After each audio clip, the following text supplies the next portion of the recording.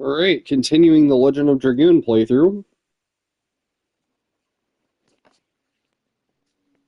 So we still have one more Stardust to grab here in the Royal Castle. Or I should say the Felt Castle. I don't think we can grab it right now though, can we? We have to come back later. Maybe we can.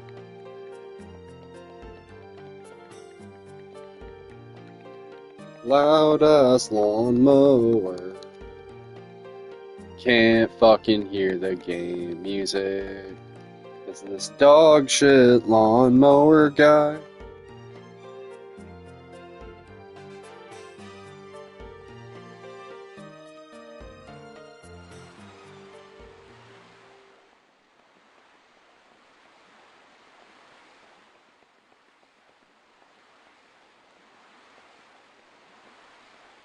I found out that you were the king through astrology.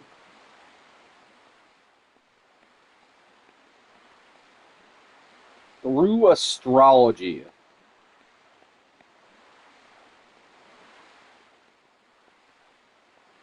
Isn't that like the fucking Virgo and Sagittarius and the fucking Gemini and shit?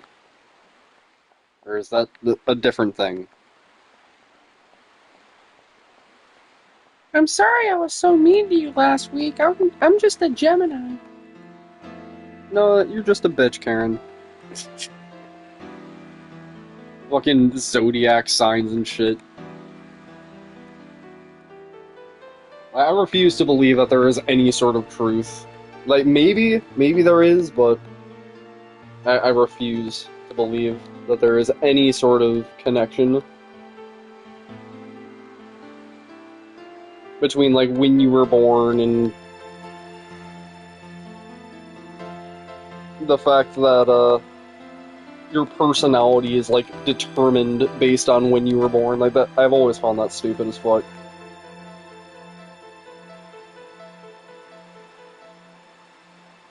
And the fact that, like, millions or billions of people buy into that astrology shit. What a way to lead with the stream here, right, guys? Already talking about fucking astrology and zodiac signs.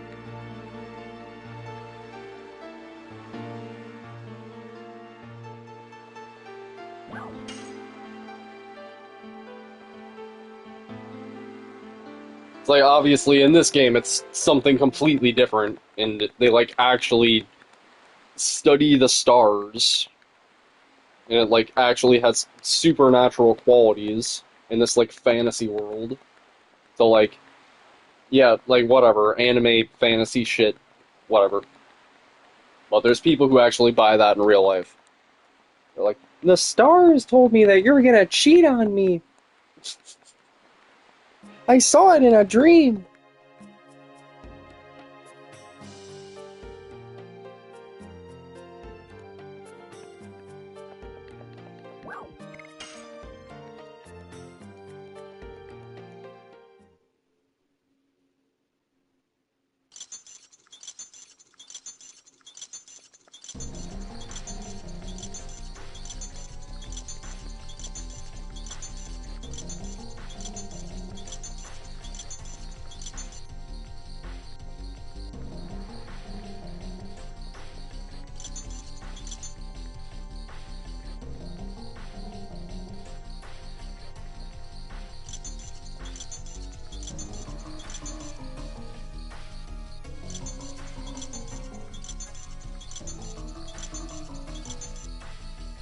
what a fiend.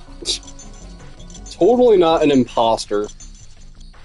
Very believable. Well, she's been acting a little bit different the last 6 months, but nobody knows why. Just fucking devouring the plate. Like some fucking animal. She's been acting a little bit weird. Like, literally possessed. Well, I don't know why she's acting so weird. Motherfucking literally screeching. Oh, you're acting a little bit funny. Fucking the king of Tibero will be the first to die in a horror movie.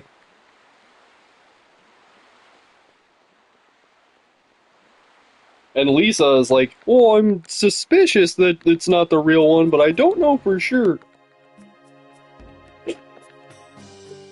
Another thing I would change if I was to remake this game.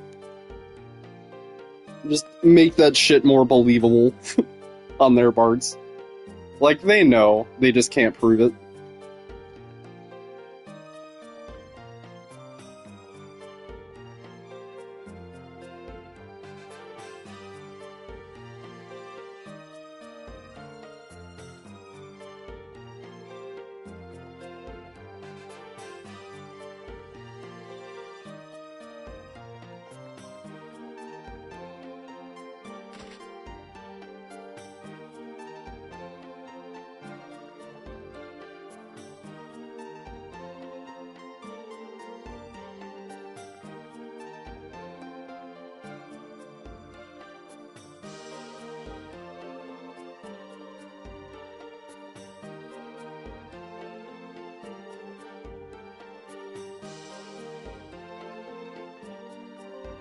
Oh.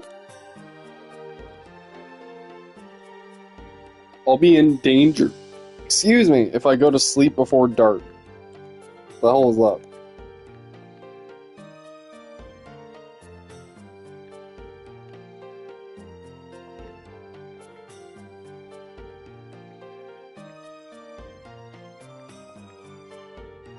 It really is poetic that, like, the fates aligned to where, like, we were talking about the secret little interaction that. Right, Sixth Sense. Well, we were talking about the secret little interaction about, Haschel talking about his daughter named Claire, and how Dart's mom is named Claire. And in all the flashbacks that it shows of Dart's mom, and in all the flashbacks that it shows of Haschel's daughter, they look exactly the same. And, you know, they kind of, like, plant this idea in your head that they, like, could potentially be the same person. And we see eventually in Disc 3 that it's, like, confirmed that Dart's mom is Haschel's daughter. And so it's really poetic in a way, because, like, Dart never got to know his own father, and, you know, his mom died when he was super young. But at least he still gets to know his grandpa, you know, at the ripe age of 23. You know, his grandpa gets to be along with him for this journey. And I think that's really poetic.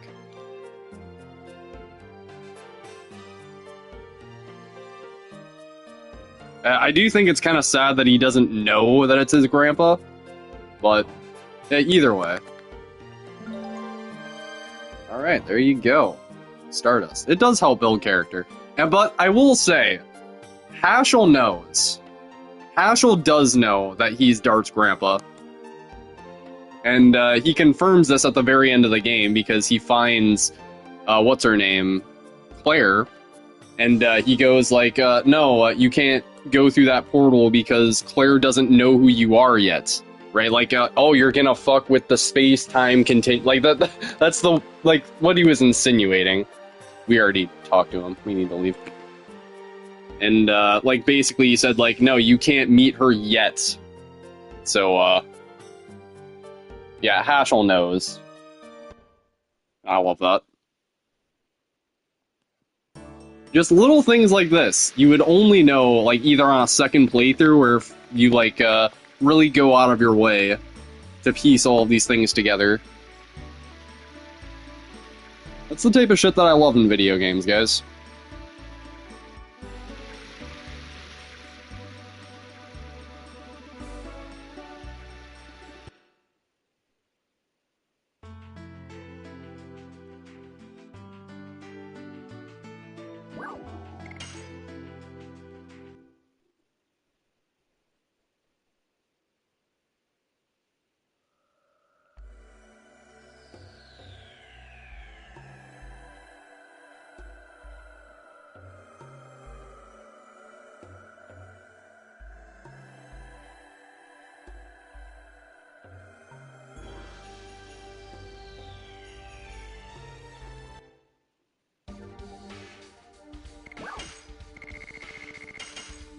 start just chilling there at level 5. If the game's lore is good, I'll play through it a few times to learn all of it, for sure.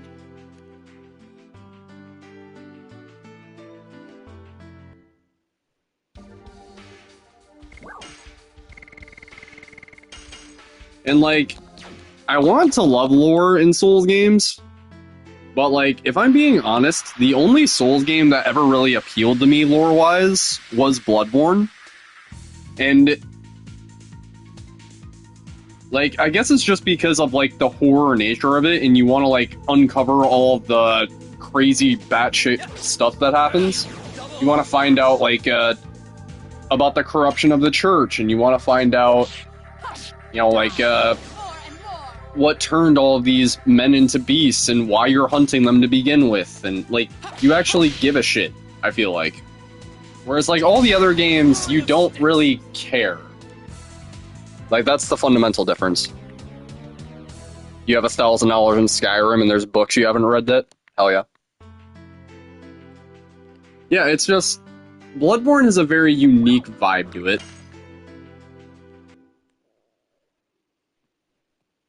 And, like, the console exclusivity really hurts it in that way because I feel like the story is the most interesting.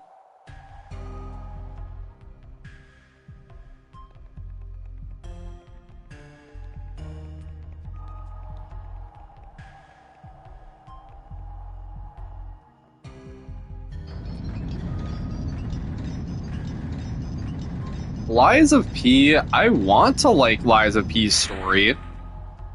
There are aspects about it that I like a lot. But, like, in a way, it's kind of, like, I don't want to say copied, but directly influenced by Bloodborne, right? Like, it, instead of the Beast Scourge, you have the Petrify Frenzy, and you have the motherfucking, yeah, the Puppet Frenzy.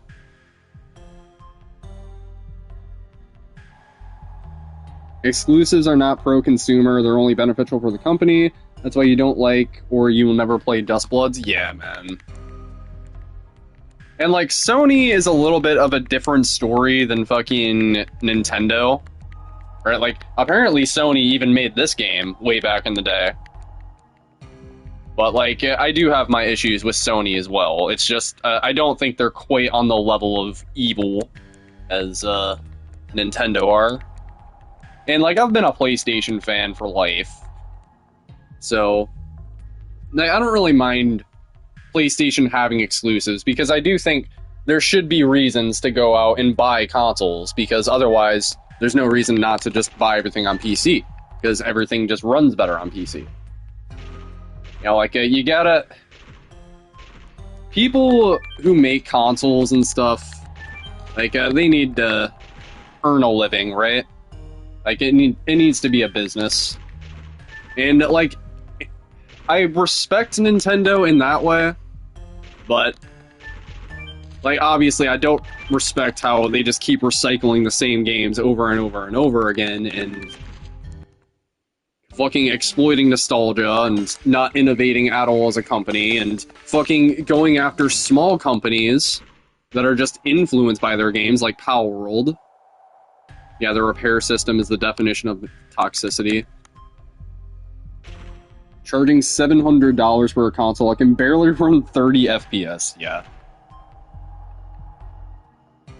Yeah, I saw the Switch gameplay of Elden Ring, and that was fucking mind-blowing. I'm just like, wow. FromSoft, you really did just sell out to Nintendo.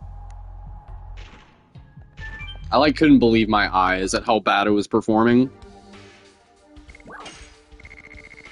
And people like to bitch about PS4 Bloodborne.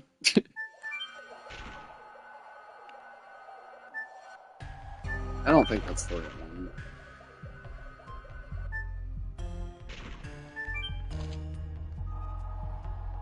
Like, you know, everybody complains about the 30 FPS in Bloodborne, and I'm not saying that 60 FPS wouldn't be nice, but can you name one spot in the game that 30 FPS actually hurts the fucking game?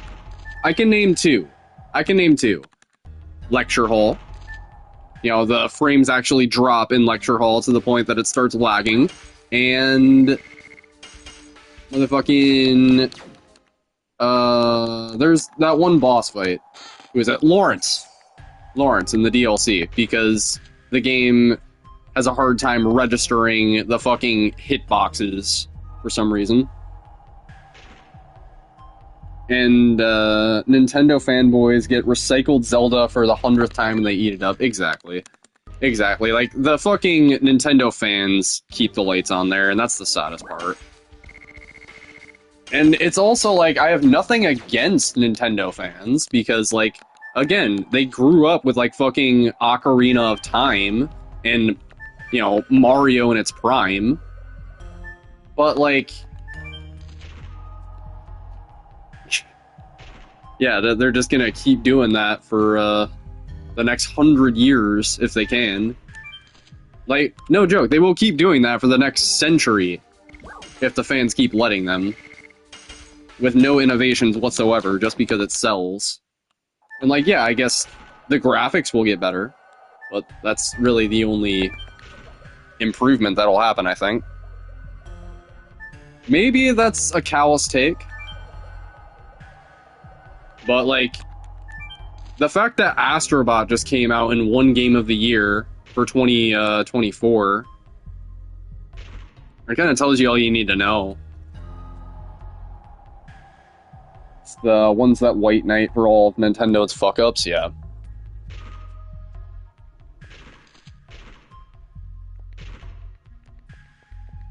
You know, like, that used to be me with FromSofts. You know, like, even though I adored Elden Ring, and I said, like, oh, like, it's impossible for them to put out a bad game. Like, I was even, like, convincing my friend, please buy Night Rain, like, I need a friend to play it with, like, you'll love it, I promise, like, we'll get good at it together, and, like, you can main whatever character, and now, looking back at it, like, I feel like a dumbass trying to convince my friend to pick up Night Rain, even though I think Night Rain is a good game. It's just not made for your average person. And then you realize that's where FromSoft is at. They're just making weird little games like this, and like, they're just not on the same level of quality as they used to be. You know? And it made me realize... like, I was putting FromSoft on this idealistic pedestal, and I believe they could do no wrong, and that they couldn't put out a bad game, I guess. And not that I'm saying Night Rain is a bad game, but it showed me that I need to temper my expectations, I think. And that's even for, like, the best game company in the world, in my opinion. Resident Evil 9 further reinforced that with Capcom. And, like, even, like, the Lies of P devs, I am very, very hopeful for their sequel. But again, I need to see it. They could completely butcher it. You never know. And same deal with Clair Obscur. I want to have faith in Sandfall, but they've only put out one game. I hate to be a negative Nancy, I'm a realist, you know what I'm saying?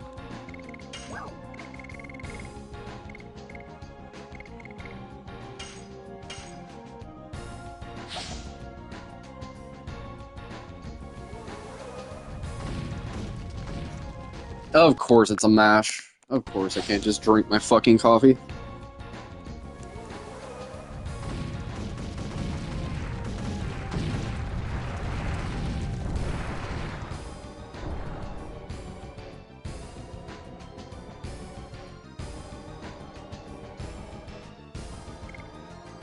You're sick of the toxic positivity? Agreed. Sometimes you just gotta call out BS, man. Like, even if it goes against the crowd, and even if, you know, like, most people disagree with you, I'd rather be an individual and have everybody against me, just to have people know that I, like, have my own fucking stance, right? I think people respect that more.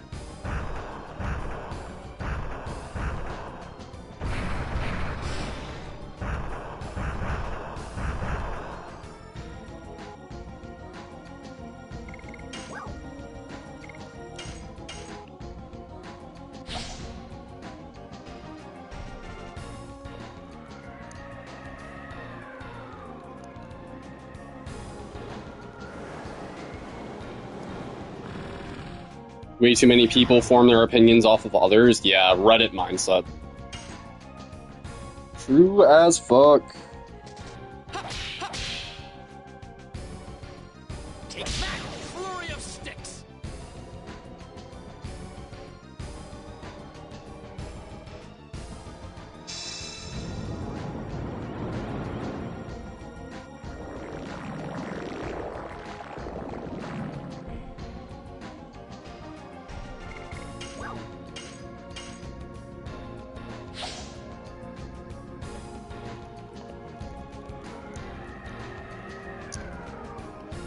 God, it is so hard to kill anybody off right now.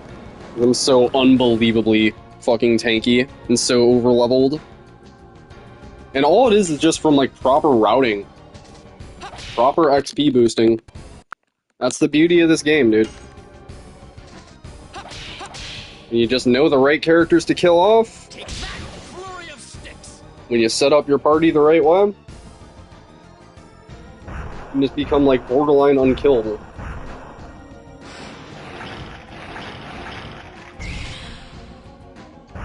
Except for insta-death bullshit. Except for that. I kinda don't even want to revive her. How much damage does he do with throwables?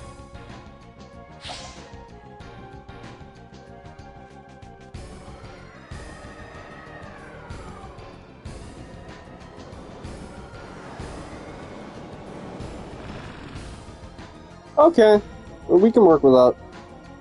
It's like more or less the same as Rose right now.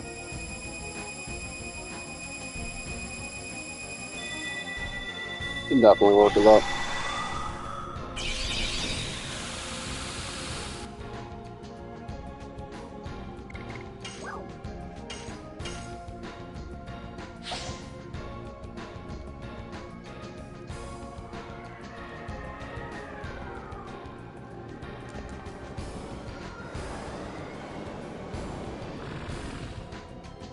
How many of these do I have left?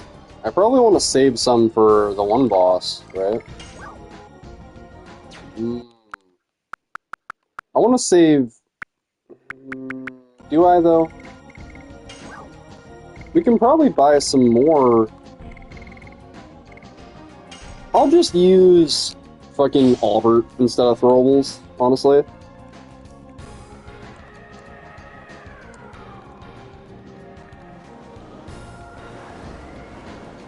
I'll just use Albert. The next boss is weak to wind, but whatever. I'll just use additions instead. That's not gonna kill him, that's...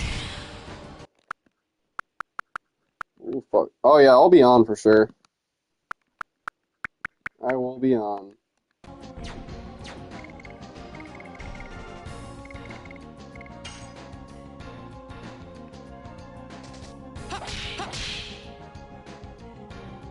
Take that, flurry of sticks.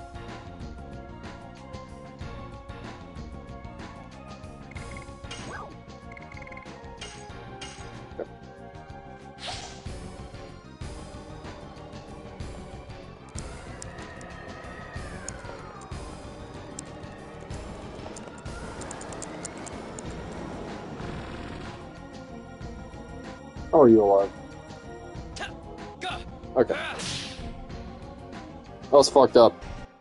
Did the insta-death against Hashel right there? Dude, thank God for the rewind feature.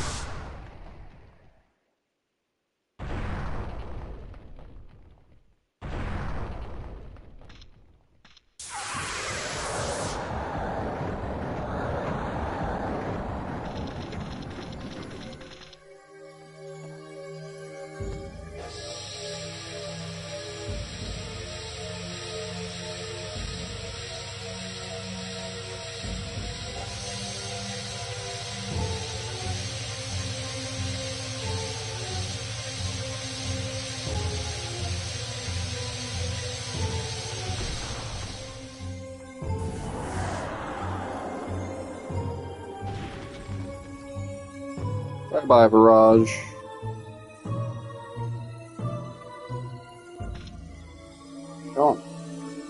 are you? It's a rock. I don't know anything.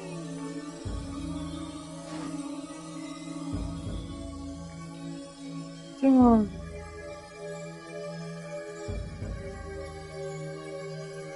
It's okay now. It's the way that I picture Shauna's voice. It's like super high pitched.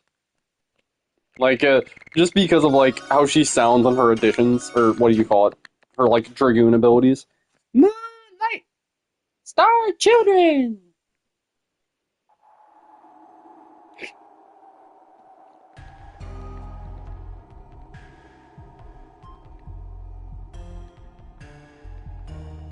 Like, what is a good real life example? I guess like Reese Witherspoon, the fucking one girl from Legally Blonde, except a brunette.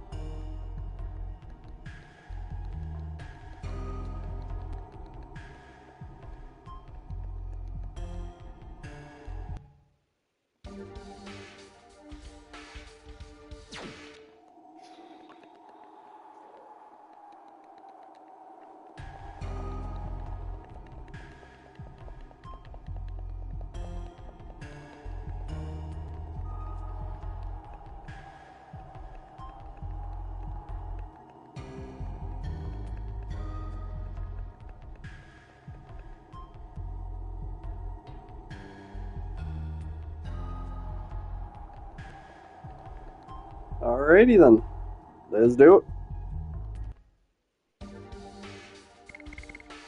Alright, so level 18 Alberts. So we just want to keep power leveling Haschel right now.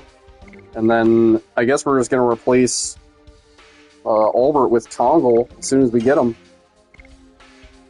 We're going to get the, whatchamacallit, up soon here. The Bandit's Ring. So that'll make, I'll make Albert really fast.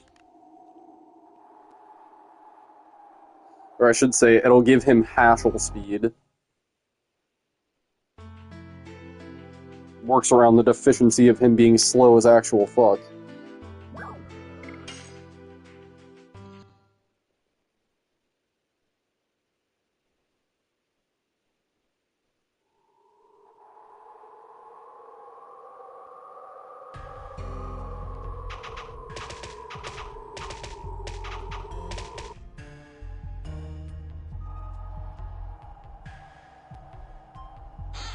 Like, the fact that we just care about 20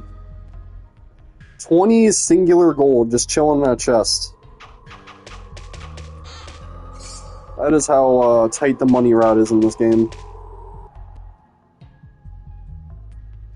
You want every nickel and every dime.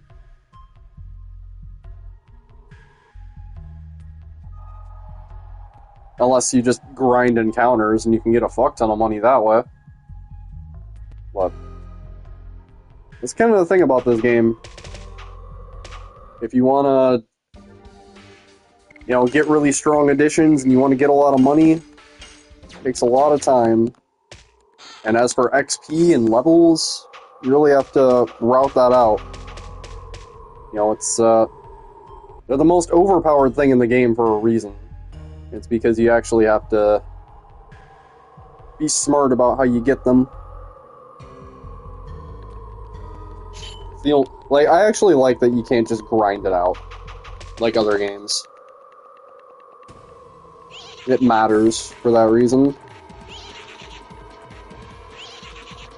Right, and like, again, that's why I like prefer the older Souls games and Lies of P. Because like, when you're trying to when you're trying to set up a build, there's only so many choices you have. You can't just have every fucking thing. You can't just be like, I want the soft cap in strength, and I want the soft cap in health, and I also want endurance, and I want faith, and I want... Right? Like, in Bloodborne, you have health, you have, like, I guess, strength and skill, and you have a little bit of endurance, but you don't really need endurance that much. Right? And, like, most weapons, you just do either strength or skill, or blood tinge. So you level up your damage stat, you level up your health, and then whatever's left over, you save for endurance. Right? That's traditionally how you're supposed to level up in Souls games. In that order. And some people would say prioritize health more than damage. But I always say get your damage situated first so you're not doing chip damage, and then, you know, make it so you can take more hits later. Thanks, Neurotic Gaming.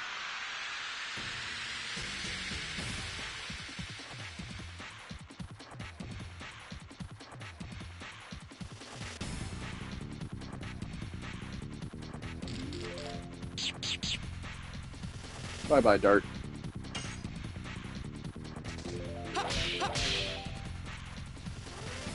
Take that, flurry of sticks. 218.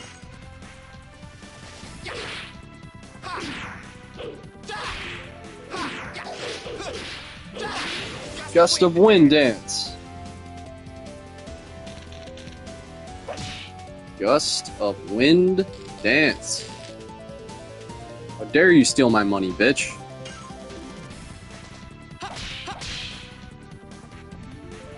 Take that, flurry of sticks.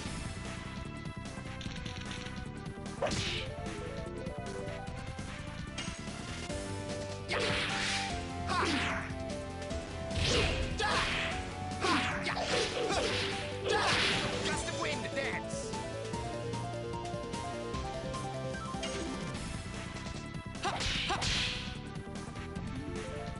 Take that, flurry of sticks.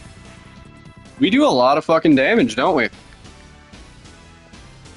We do a lot of damage.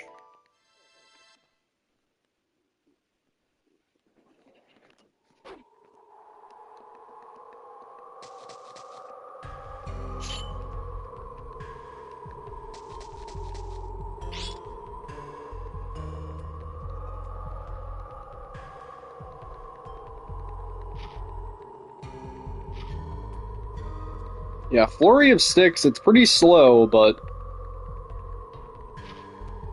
yeah, if you invest into it, it's very, very strong. And it's really easy, too.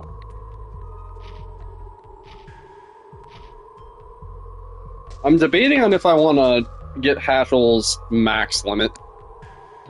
I just call them limits in this game. They're called additions. I feel like they're cooler if you just say limits. And if you use every single one 80 times, then you max it out.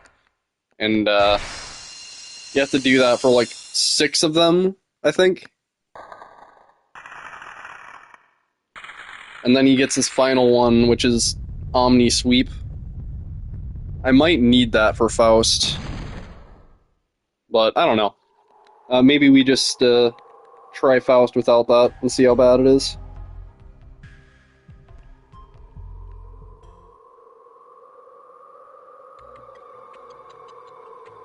We're definitely going to need to do a little bit of grinding, though, for at least one of the legendary casks.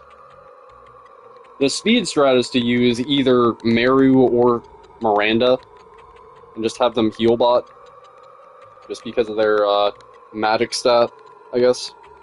Their magic defense stat. But if you have 2 legendary casts, you can have any third character out. And I feel like it shouldn't take long to get 20,000 if you're grinding out all those additions.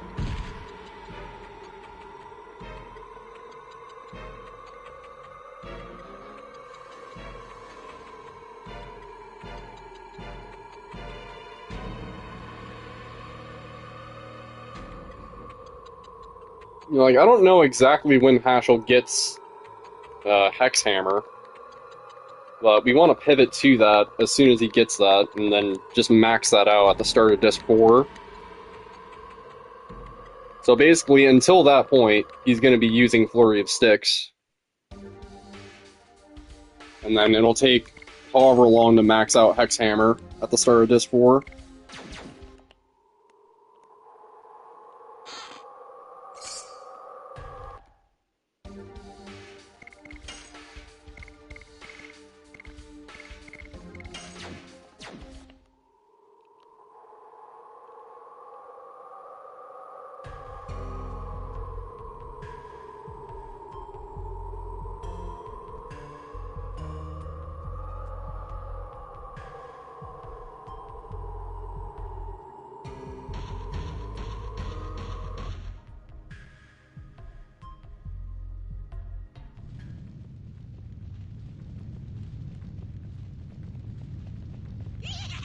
Also, if you're enjoying the content, remember to leave a like. Helps out the stream. Thank you, appreciate it.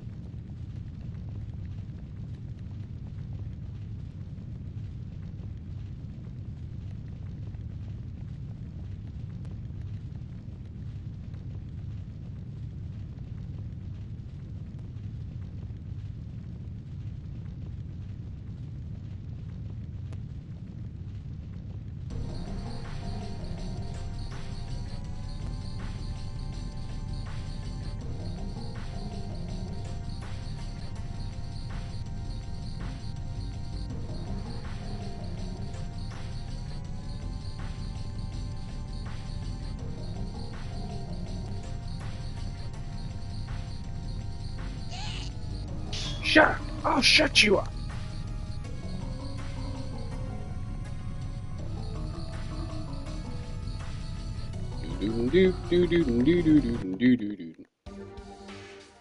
Alright. That looks good.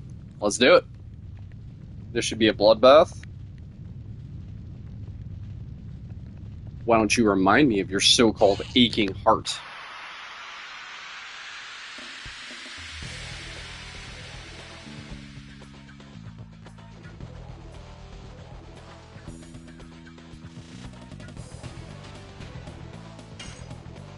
I think we have to kill this one first.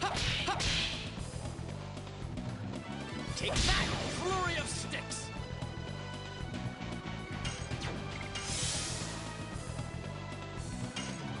Ooh.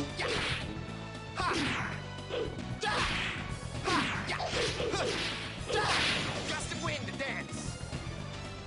Gust of wind dance.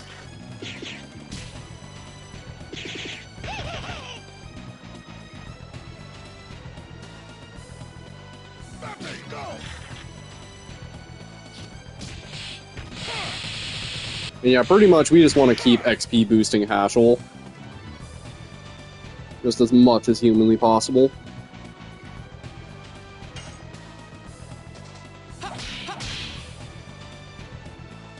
I am going to get Kongo here, though, really soon. So I might want to start XP boosting him a little. But he definitely doesn't need it as much. I want to get Hashel, Flurry of Sticks as soon as possible. So that means he just needs to get, like, every amount of XP Gust of wind dance. for Disc 2.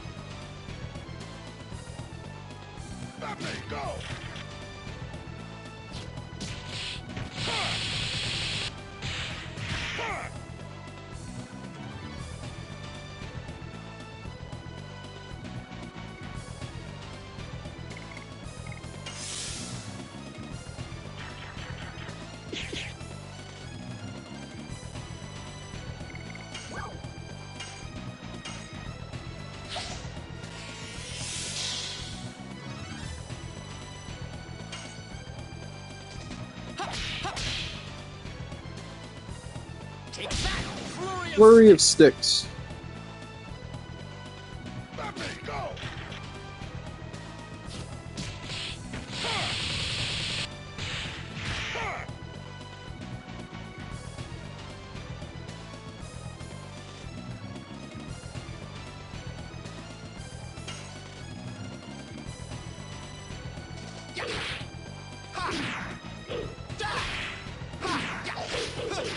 Alright, when he reappears, somebody's gonna die.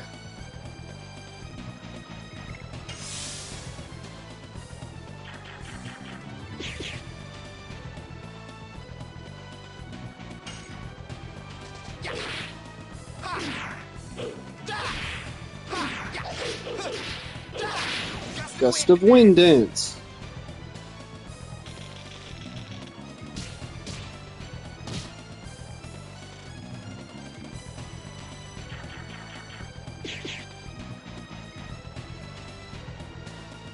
You piece of shit.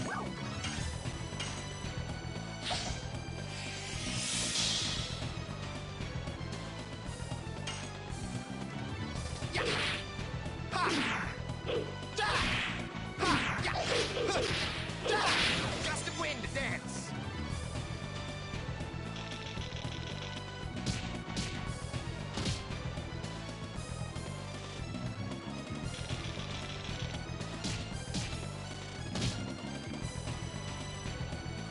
Alright, can this fucker just reappear? Okay, so he killed the right character at least.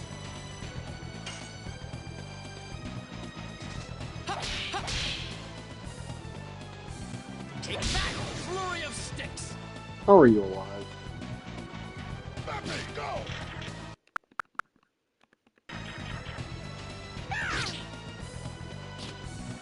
Okay, so let's just Dragoon right here.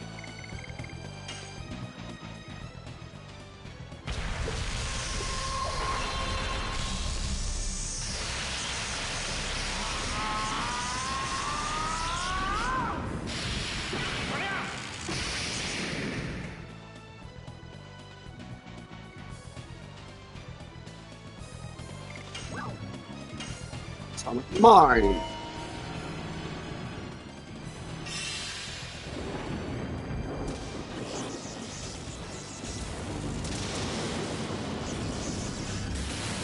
Atomic mine.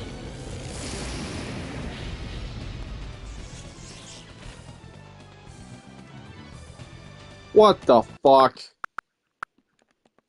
What the fuck do you mean?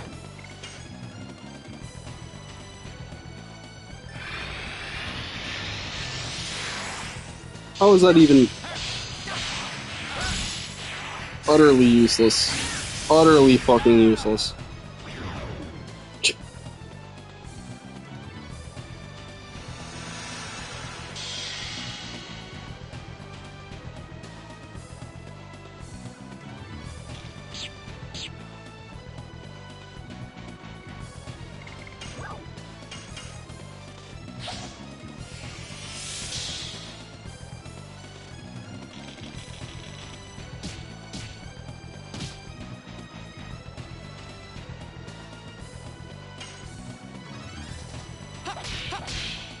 I'll heal once I get into the yellow. Take that, flurry of sticks. He doesn't really have any scary attacks from here.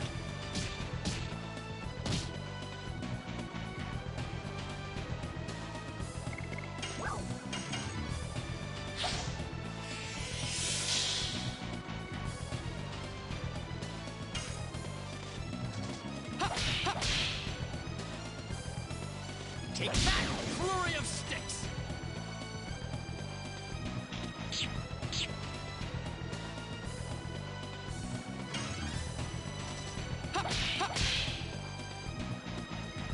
Take that, flurry of sticks. You know, like, it always seems like the fight's taking forever until they get to yellow health, and then that means they're below 50%. And then it doesn't take long to get them to red health. And then they're dead before you know it. Flurry of sticks. So, just because it takes a long time to get them to yellow health, doesn't mean that you're not doing a lot of damage. I really do wish that you could scan them Flurry of sticks. and just see exactly where their health is at, but whatever. It is what it is. Again, I kind of like games that Take that. kind of make you just stay locked in until the boss is dead as well. You know, games where You have to, like, use the visual to gauge exactly where their health is at. Take that, flurry of You know, like, when they start limping around, that means you're close.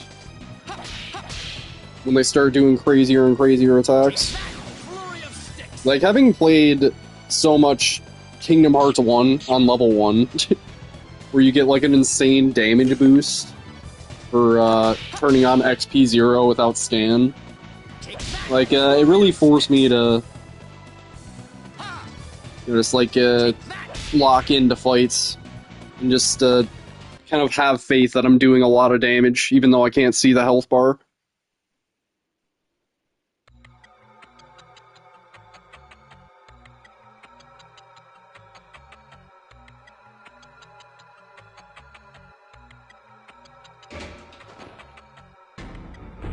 And Resident Evil is another game that's like that, too. Always loved Resident Evil for that.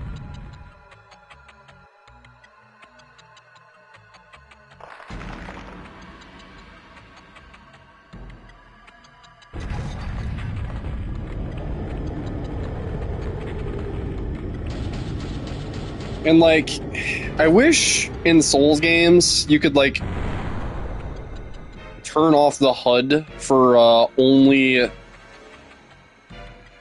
boss fights, and I think Kazan allows that. But yeah, it's just not really a feature where you can just turn off the HUD for only the bosses.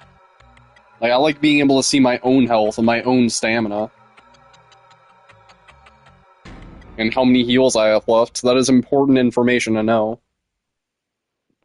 Ooh, shit, we got a Hatchel weapon.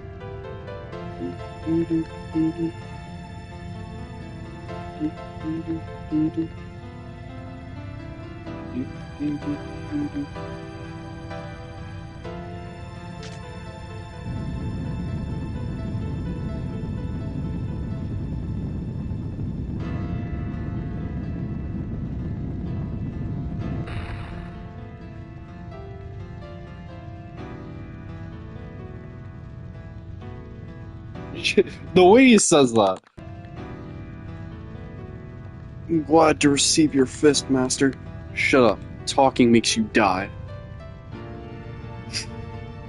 The way he fucking says that, dude. Like, instead, no, save your breath. Don't talk. You have precious few seconds. Instead, he says, don't talk. Talking makes you die. Is that just, like, some kind of fucking translation error? Is that just, like, normal for people to say talking makes you die over there in Korea? I don't know. I'm just making an observation. Talking makes you die.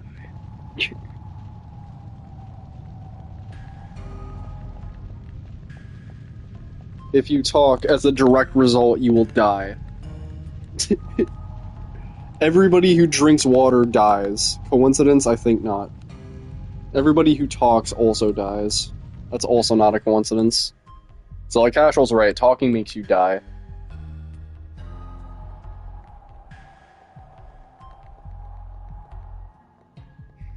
It's just the way he says it.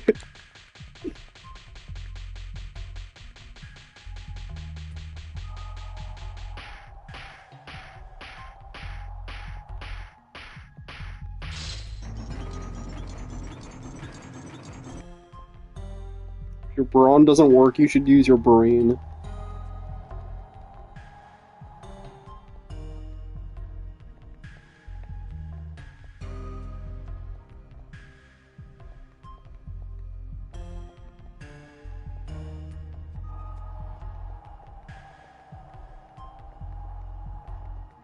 I wanna eat some food. I probably should have put some food in the oven during that Congo FMV, but I was too busy thinking about what the fuck I wanted to eat during it.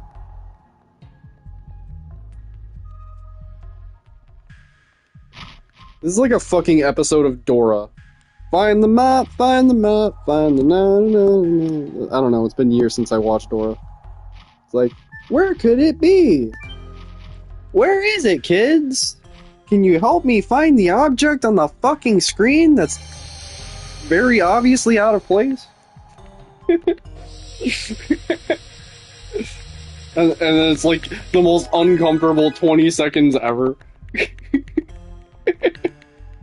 Did you find it yet?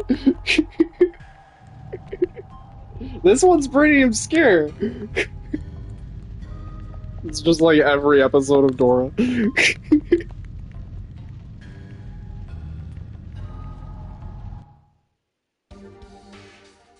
I like how I remember that more than I remember the Spanish.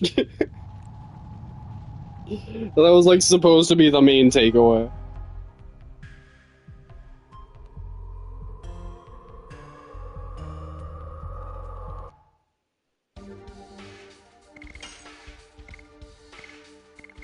Alright, so you take this. You take that. Angle, you take this. Alright, so he's got 50 speed now.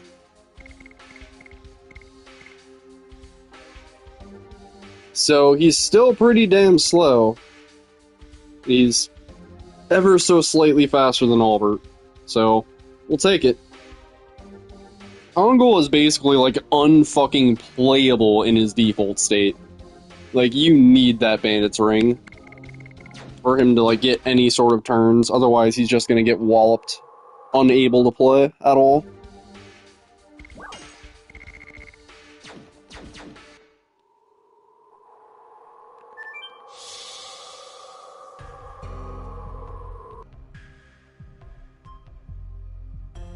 Also, I think they said there was a Stardust in this room.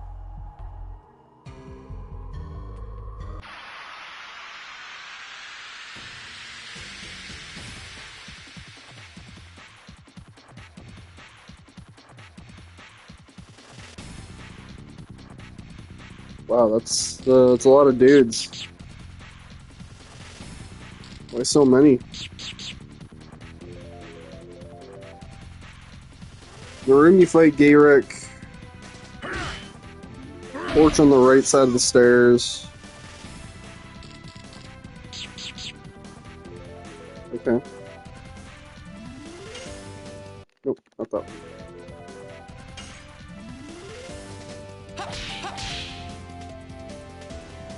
Take that, flurry of sticks.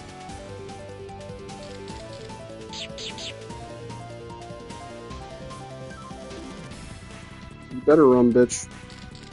So yeah, Kongo has a lot of HP and a lot of physical defense. But he does not have a whole lot of magic defense.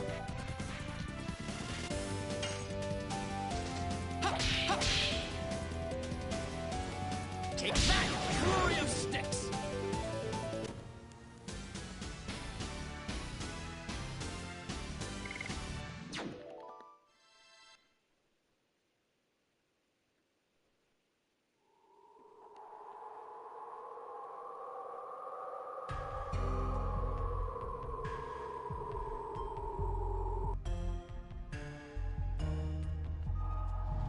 Alright, so...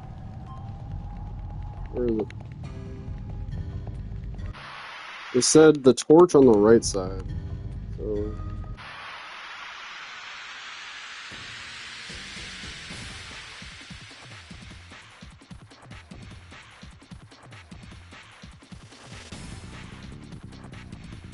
Under the torch.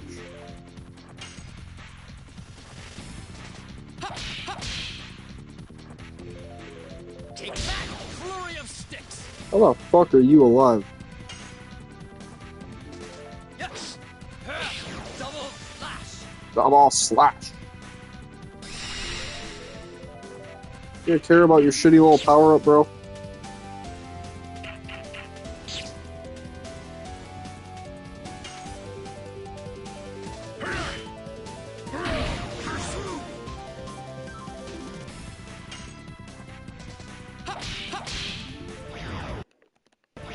God damn it.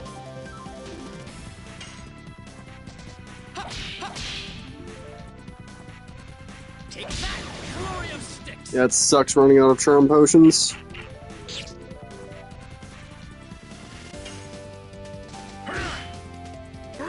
Pursue. Pursuit.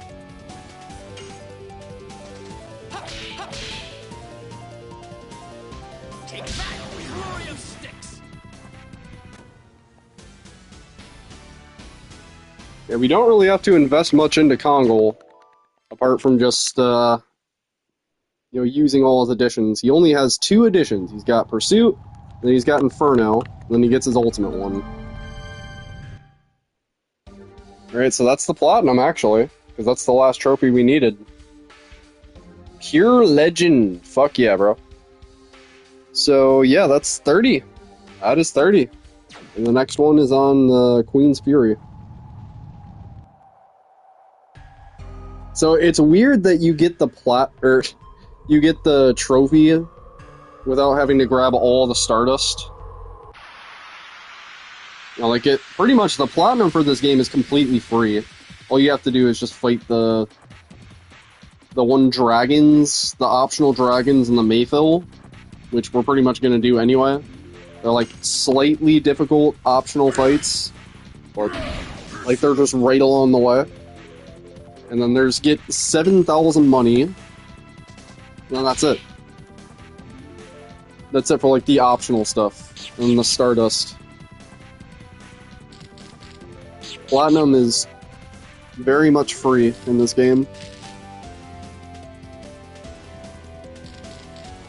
Dude, fuck off. I hate these guys. Dude, how many fucking turns? Jesus.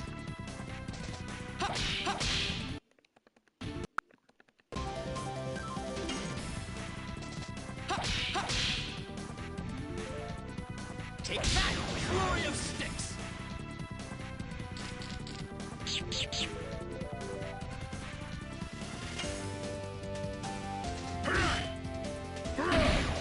It's insane how many turns.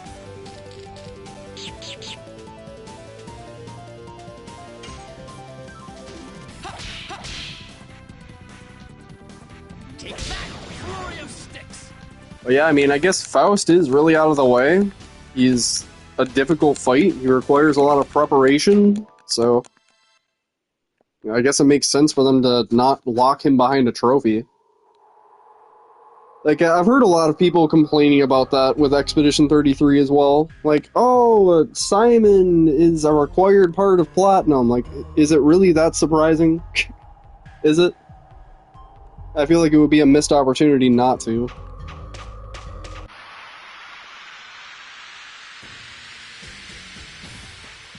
Same deal with, like, Emerald and Ruby Weapon. Like, you should have to do all the content in the game for Platinum, I feel like. That's why I was so, like, underwhelmed with Elden Ring's plot. Because there's so much. Like, it doesn't even cover 50% of the game, getting the Platinum. Take that, flurry of sticks. Bloodborne, I feel like, is a much better plot, and Liza P as well.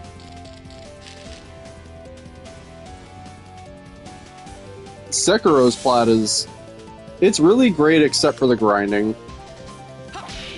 And Dark Souls plats all suck. Every single one. Too much grinding. Covenant farming sucks. That is a thing that should stay in the past.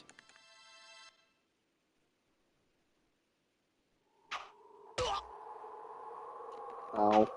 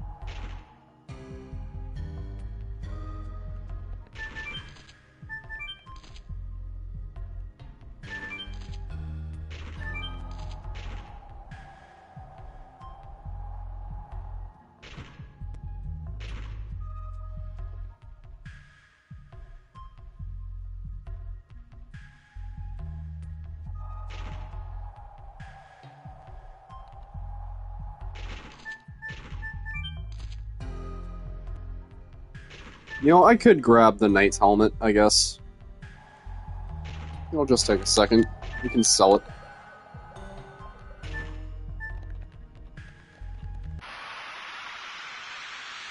PS1 bullshit.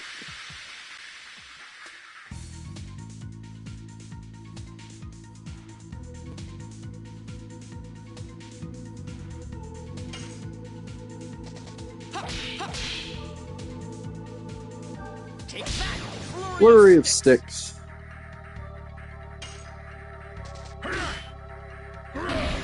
Pursuit.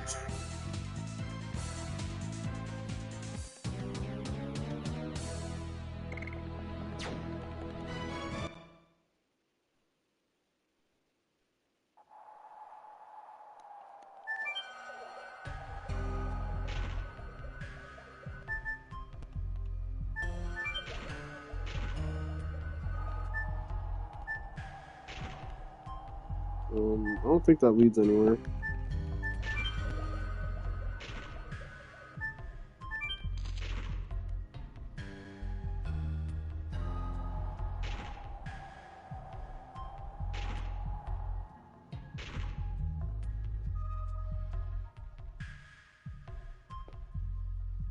Yeah, there we go.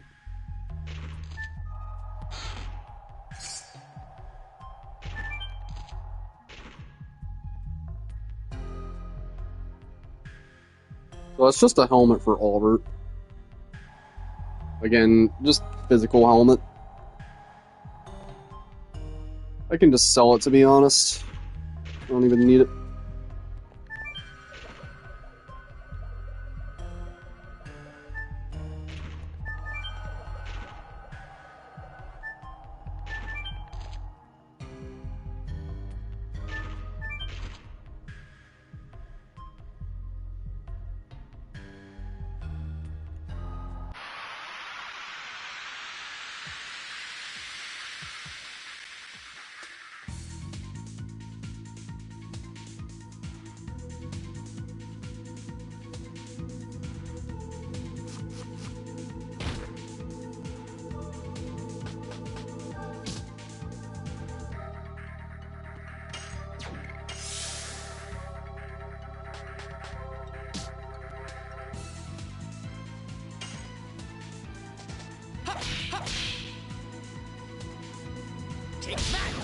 Flurry of sticks.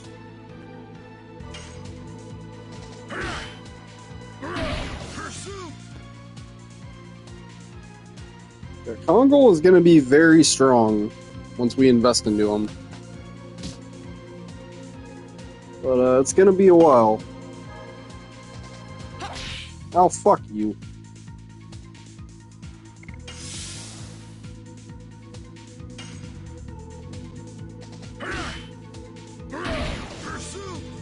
Are you serious?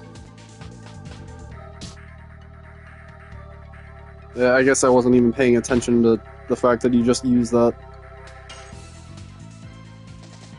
Are you fucking serious? Twice in a row.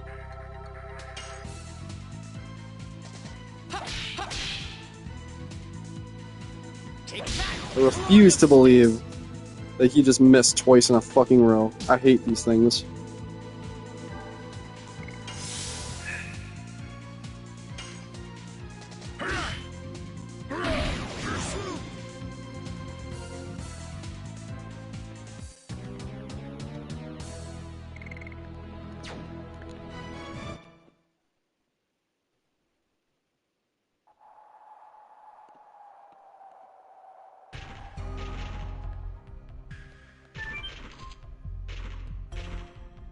Some encounters can really, really suck.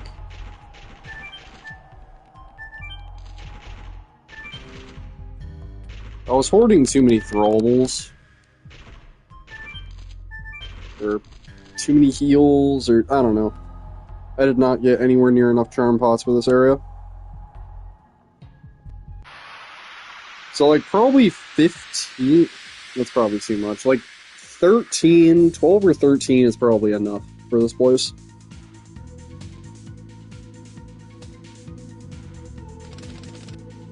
I only had like 8, I think. So I like expected to get some encounters, but I didn't think I'll get this many. Take that, flurry of sticks.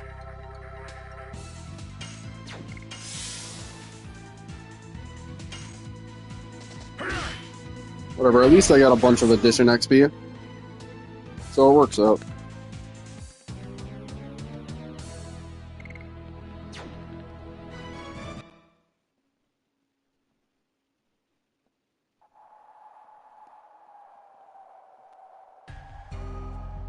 I really do love level through use stuff in games. Like, the amount of progress that you make towards the additions is really, really shitty in this game. Like, I wish there was some kind of way to speed it up at all.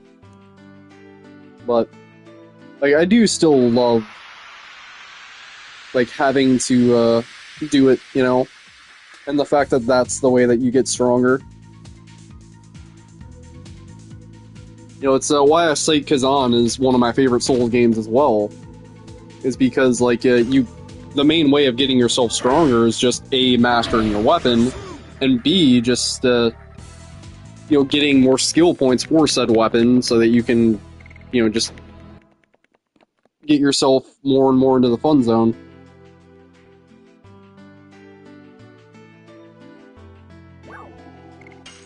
Same deal with, like, Devil May Cry, using the styles.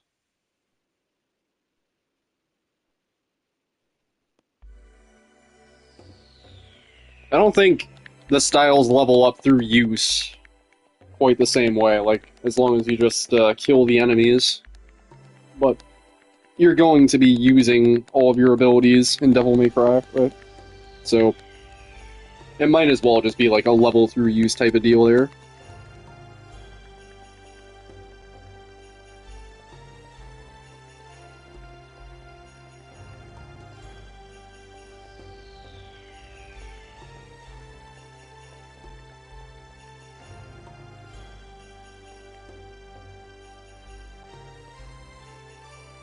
Again, every time I talk about Devil May Cry, I'm pretty much always referring to 3, because that's my favorite one.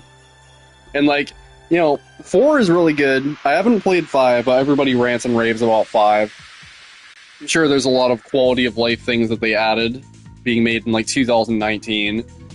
And the main thing that I remember being really good about 4 compared to 3 was that you could, like, switch your styles. But, I feel like I prefer it. You know, the fact that you had to, like, stay locked into a style in 3. Because, you just had to, like, you know, work around the weaknesses. You know, if you don't have the Trickster dodge, then you just have to go all into offense with Swordmaster. Or, you know, kind of like, juggle them in the air a little bit with Gunslinger. I love that. You didn't really have to do that as much You can just immediately switch to Trickster just on a whim, right? And then, you know, it also kind of makes you not care as much about going hard into the other styles because, you know, you can just dodge everything and you just main Trickster. So I feel like 3 just locks you into the gameplay loop a lot better for that reason. Pursuit!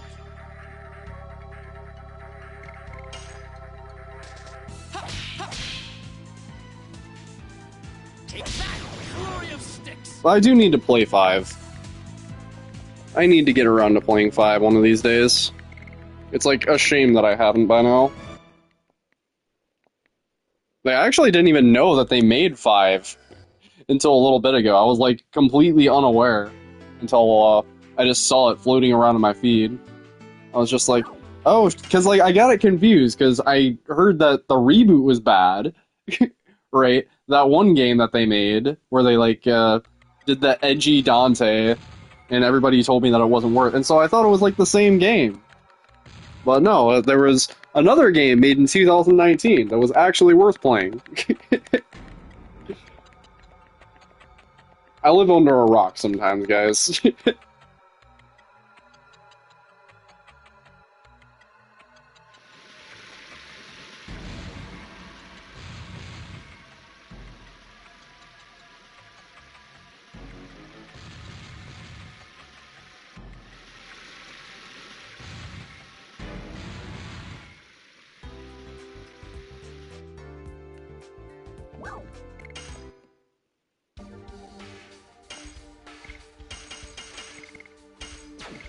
We got enough of those, got enough of those.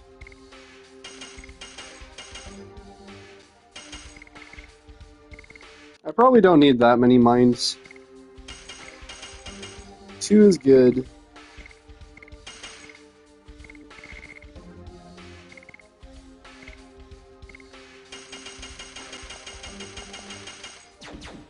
Give me a bunch of charm pots. Alright, how are my stats? I should say my health. We're chilling. I guess I could rest. Only takes a second.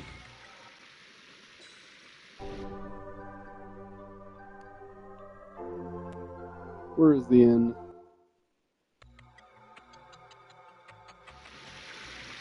What the fuck?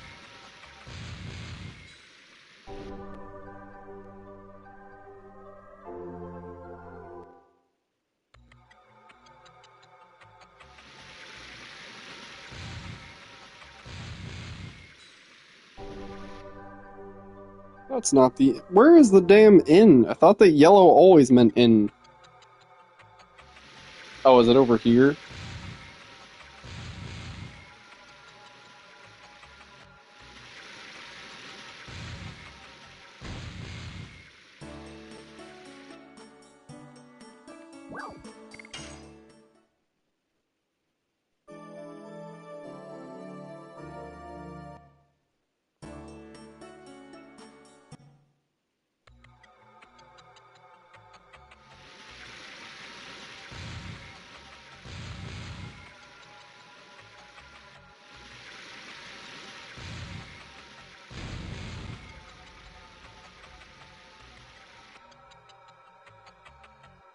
I mean, did it say that Hashel was level 23 right now?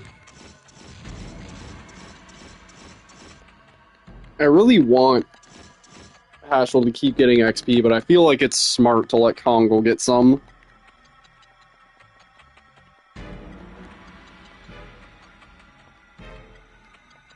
Like, does Hashel really need all of that XP right now?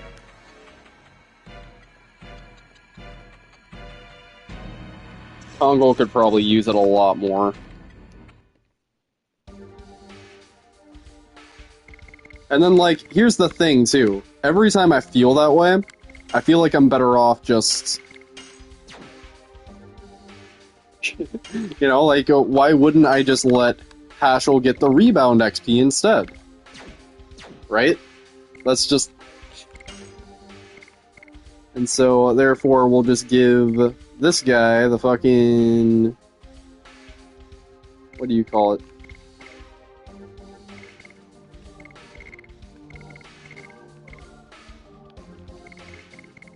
What's it called? I guess we can just pull out Rose as well. Or Shauna. You know, low-key, Shauna might actually fuck for this fight. Shauna might low-key fuck.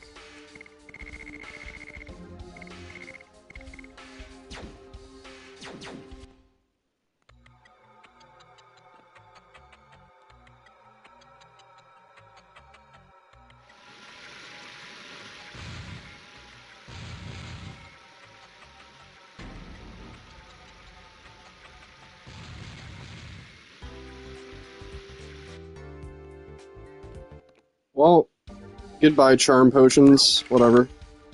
These things are dirt cheap anyway.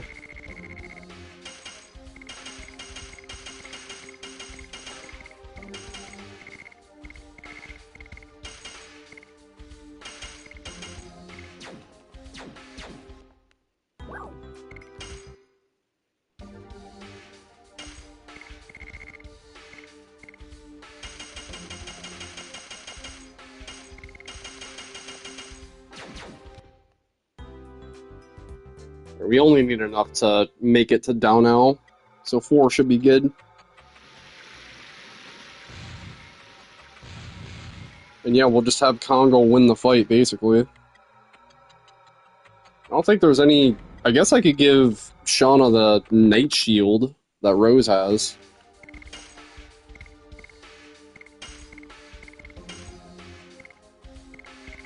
Okay.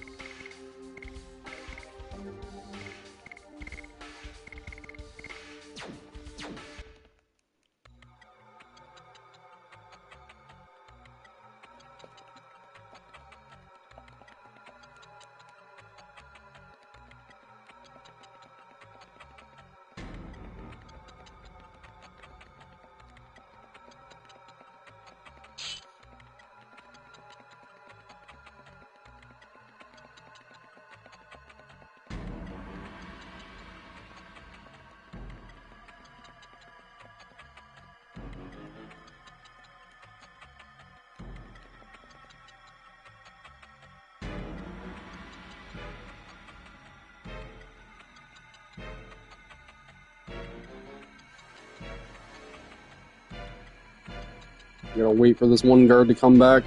And again, this is why I do love the stealth. You actually have to be patient. And, like, play it smart.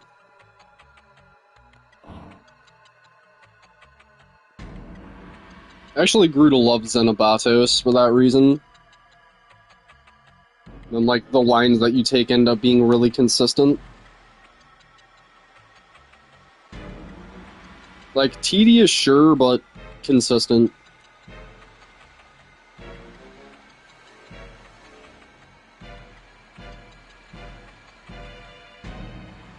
And again, like, when you know that you're back so far, it actually makes you care.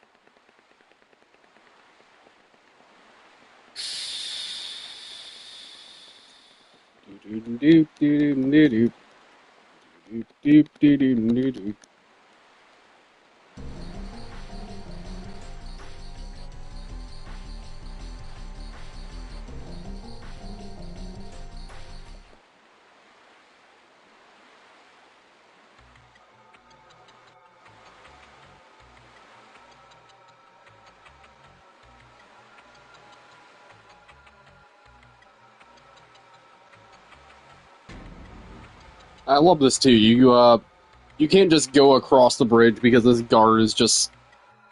He's too insane. He knows. You have to go completely around.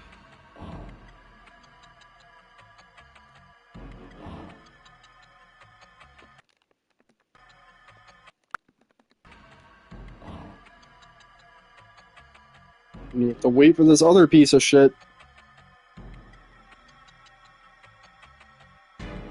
Come on. God damn it. He's just so slow.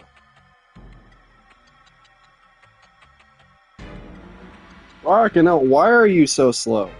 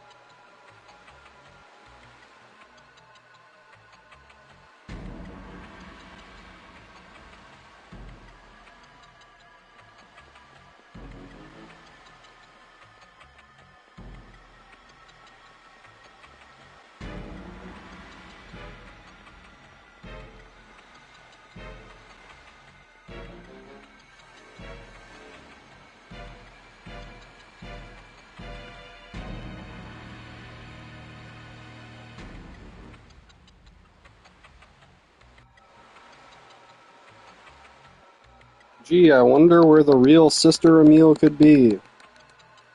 Where, oh where could she possibly be? Rose seems to know. Immediately. Well, there's something suspicious about this painting. No, maybe she's under the fucking mattress, guys. Yeah, that's where the real one's been this entire time. It's just under the fucking mattress.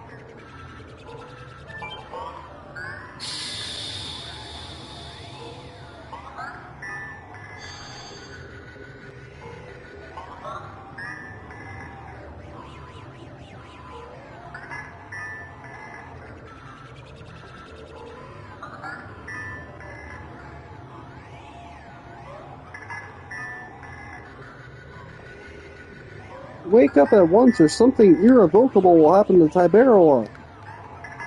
And that's what does it, apparently. And then her first words when she wakes up is not, "Oh, what's going on with my loved ones?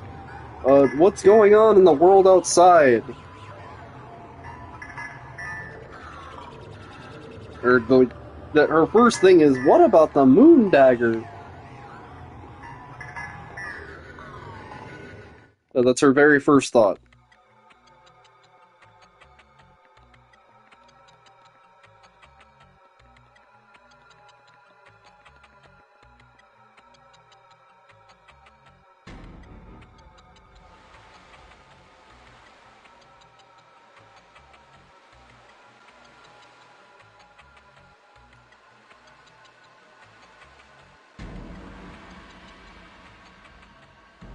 You came out of a coma after 6 months.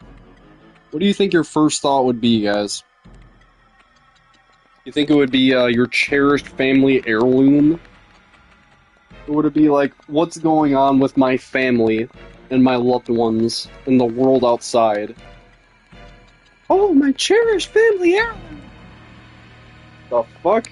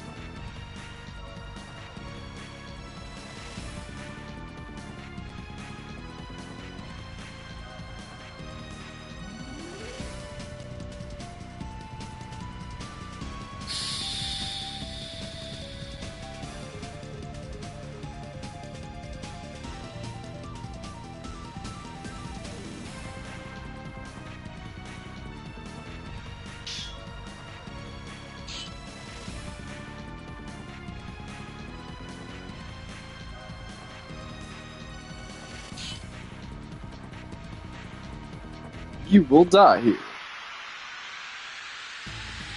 It was unironically one of the hardest fights in the run. Definitely one of the hardest. But I mean, I guess it depends. If you have a team that has strong magic defense, probably not. Like, she's not going to hurt Shauna too much, probably. Unless she hits her with physical stuff.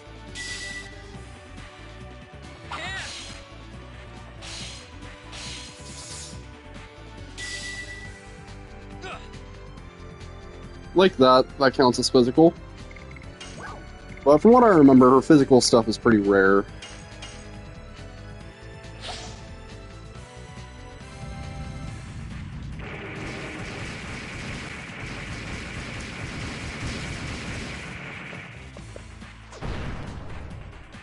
Wow, 173. Yeah, she also has insane magic defense.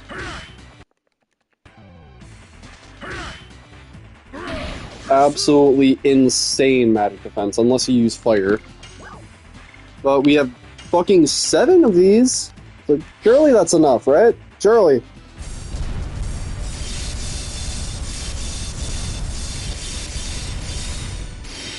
Surely. Oh, yeah. Mm-hmm. Oh, fuck yeah, Shauna. Let's go. Let's go. You know, I'm gonna be fully honest, that juice ain't worth the squeeze. Shauna is better off just guarding, and then Congo can get all that fucking addition XP. I don't even feel like mashing X that many times. That is not worth it.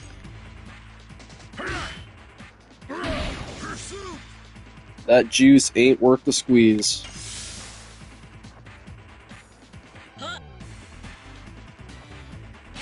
Okay, can you stop targeting my emotional support character, please?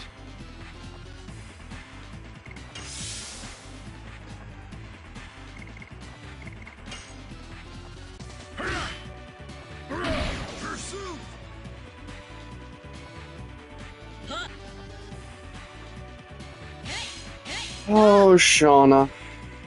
Shauna.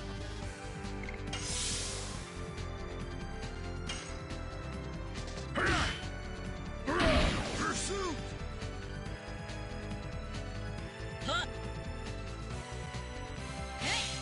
Pretty sure this is the team I used in my first playthrough. I'm like 99% sure. And I remember struggling like a motherfucker here. Particularly because Kongo was so slow. But we don't have that weakness anymore because we had the Bandit's Ring.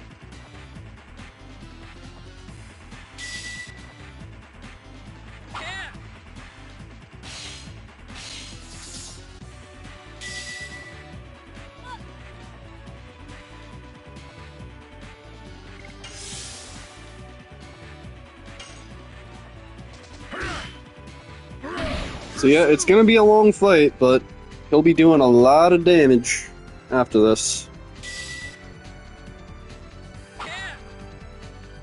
You should get at least one level for that. But ideally two.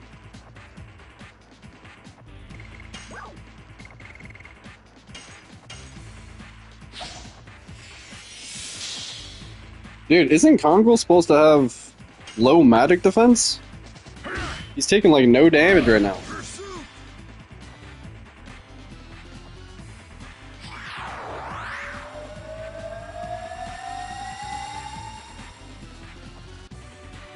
Maybe she's just using her physical stuff early on.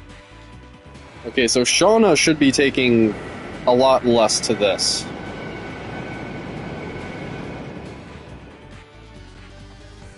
Yeah. Something.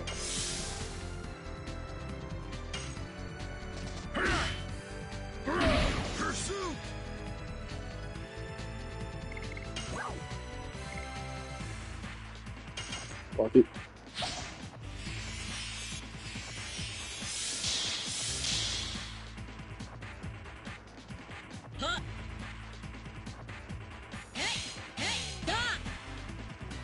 Dude, 68.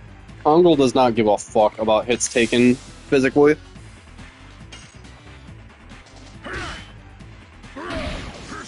Kongo does not give a fuck.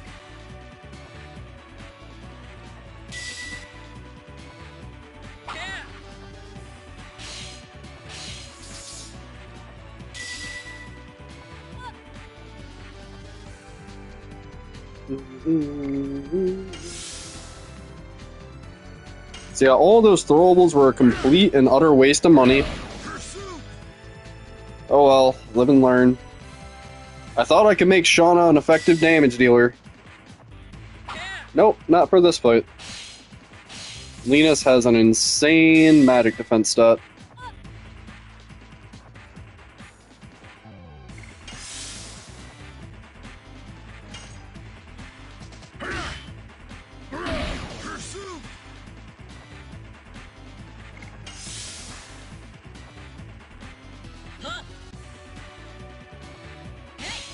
It is insane, this prejudice that she has against Shauna right now.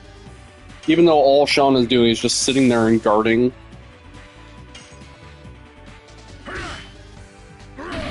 It's like a moth to a flame. Just falling for the bait every time.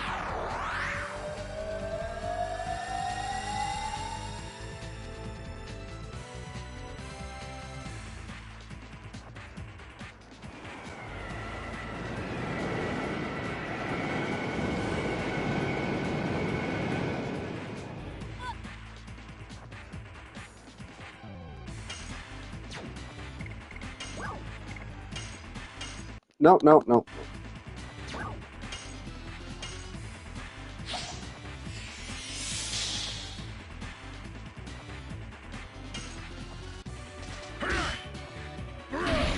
Pursuit.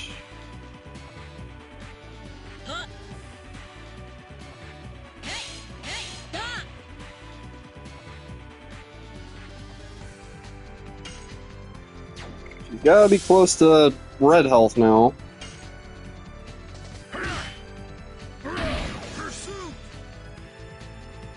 Hey, that's gotta be like 20 fucking uses of pursuit, right? I'm hoping that's as close as possible to 40. Okay, so we can just kill her off now.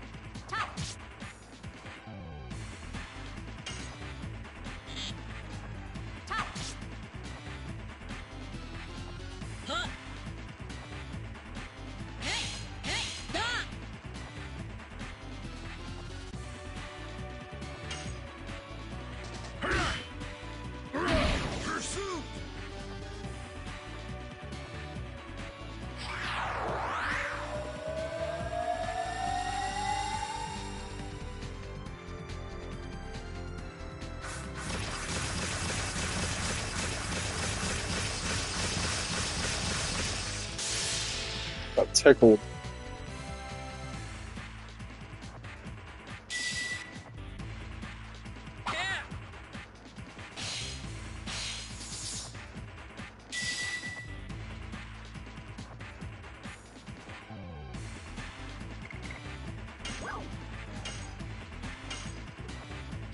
We'll do that before she dies, so he doesn't have to do that himself.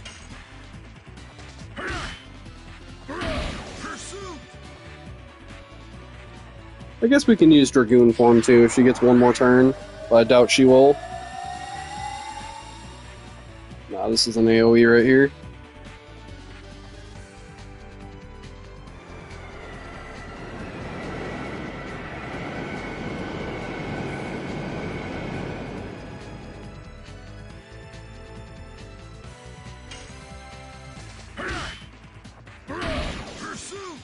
All of those translates that I bought, utterly useless. I was expecting to do like 250-ish. Like, fuck, dude.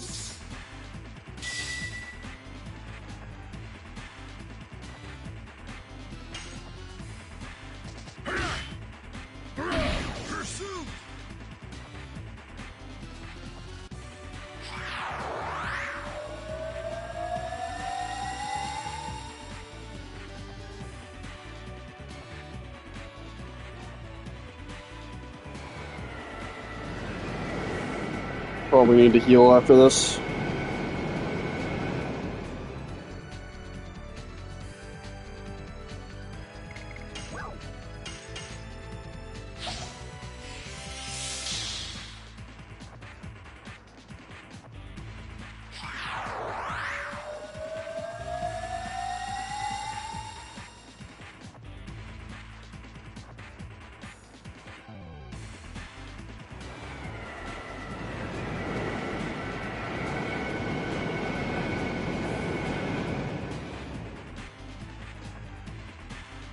She hurts.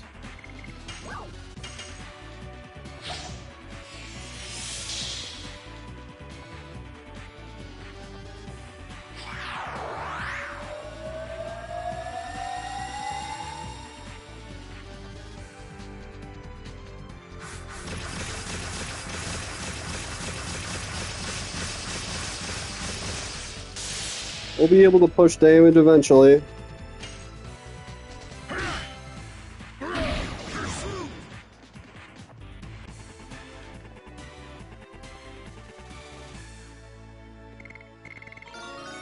Level 22.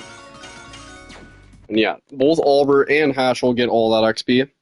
Like, was that worth having Shauna do absolutely nothing in that fight? I mean, considering that we got all of those addition points on Kongol, like, because we're using Kongol in this route, I would say that's probably worth. Like, we either use Meru or Shauna right there. Meru might be a little bit better, because she's faster.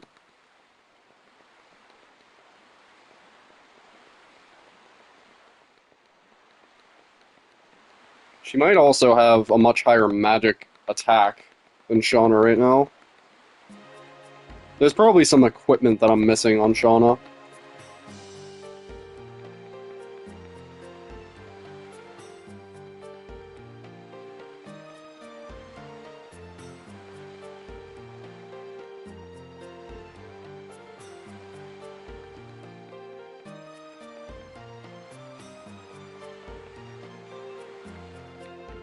Yeah, that fight was rough, for sure.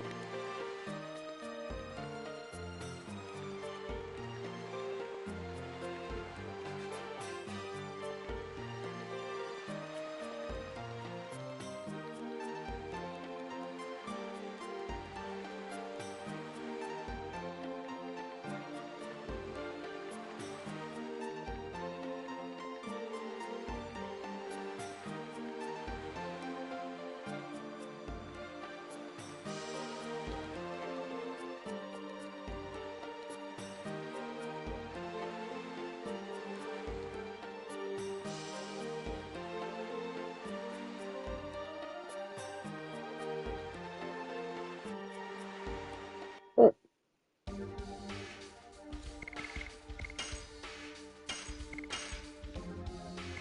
Beautiful. Let's look at this shit. 35, yeah, that is insanely close to level 40. And again, like, it's not about the damage of Pursuit, it's just the fact that we have to do this anyway if we want his third. So we're gonna get Inferno probably really shortly, and we could pivot to that, and then it'll definitely do a lot more damage, but I want to get this maxed, and then once Inferno is maxed, then we're good for the rest of the game. You're golden. I'm gonna go make some food, I'll be right back. Put some shit in the oven. BRB.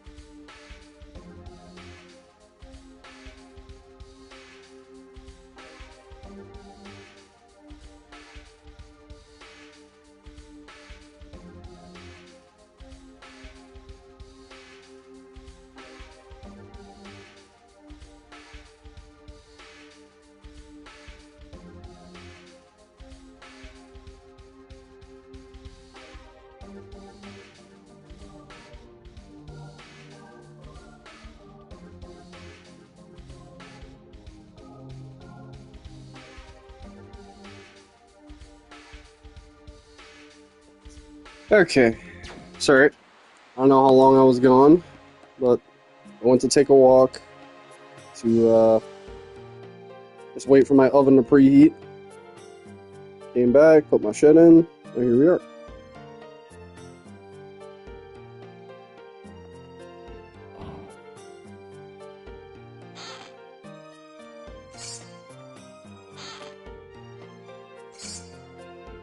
Well, I definitely don't need all these translates, that's for sure.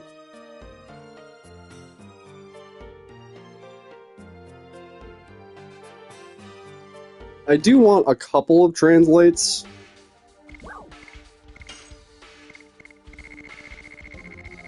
I don't need like a million of them. Like, 3 is probably enough.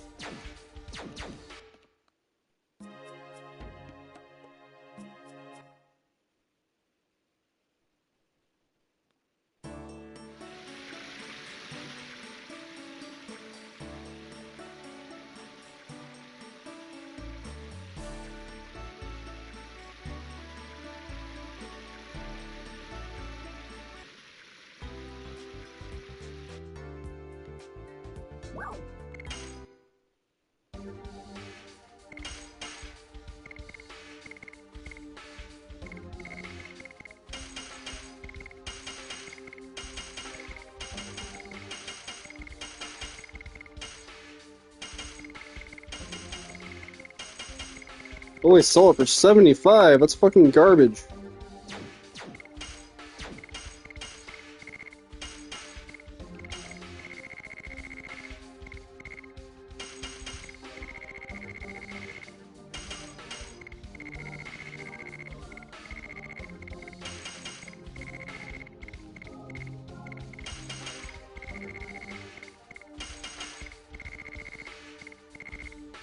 Wait, so 3 is enough, for sure.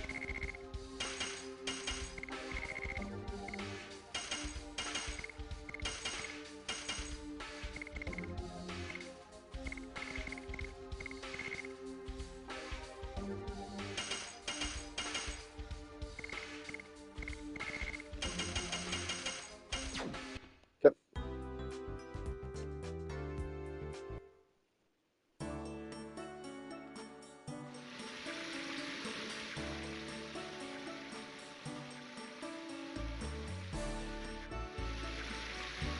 We might as well just go to the inn. Might as well.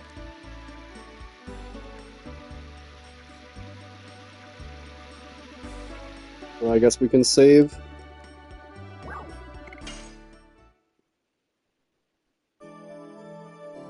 Such an unnecessary waste of money on those throwables.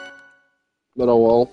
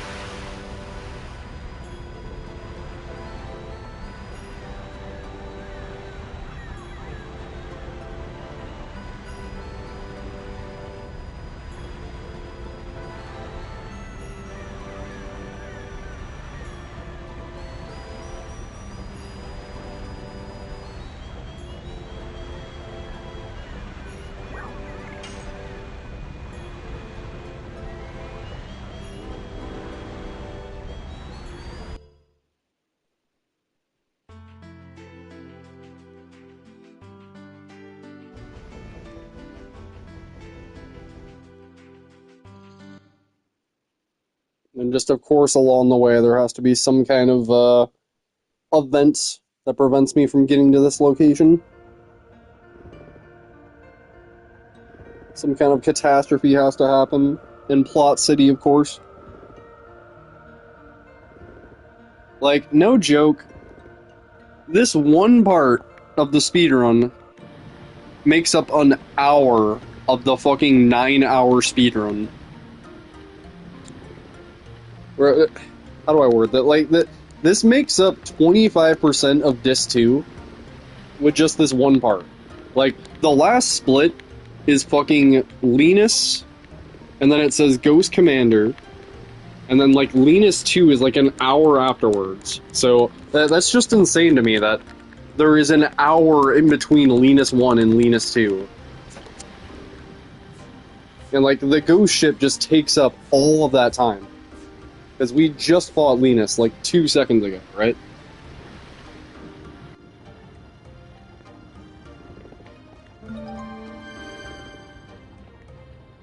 So just, yeah, Plot City.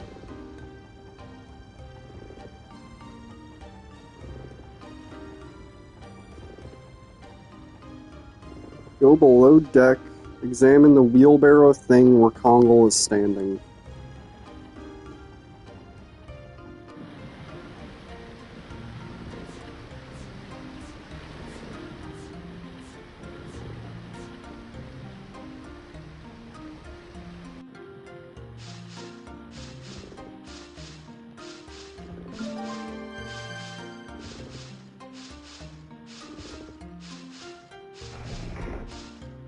I already know where this one is.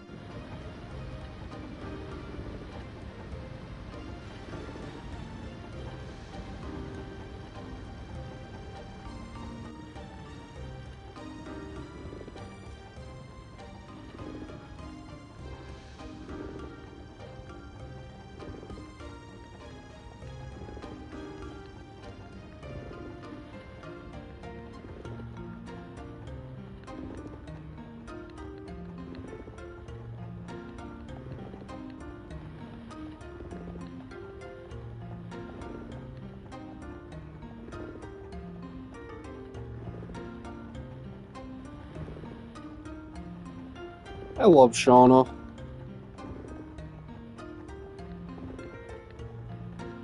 She's just so adorable. The way she just runs away like that. Nobody knows what the future has in store. So, I just wanted you to know that I love you.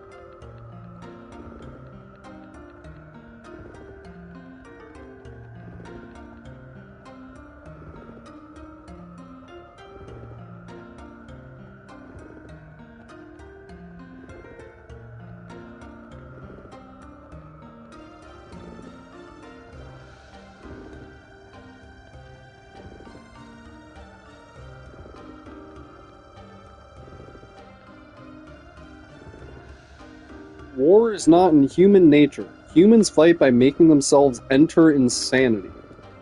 It is the same for revenge. This is a tool to amplify the insanity. And this insanity is the source of the power of Dragoons, the Dragon.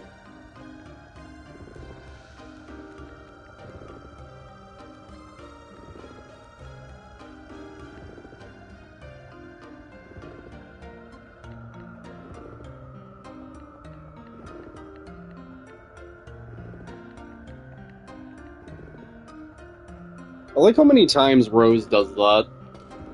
She, like, says something prophetic and just absolutely insane. And she's just like, oh, it was just nonsense. Never mind. It's just from 10,000 fucking years on this planet. She is absolutely very wise beyond her years. Wait, how do I word that? I have no idea how to word that sentence. She's 10,000 years old, and she is very wise as a result. Or I should say, over 11,000 years old.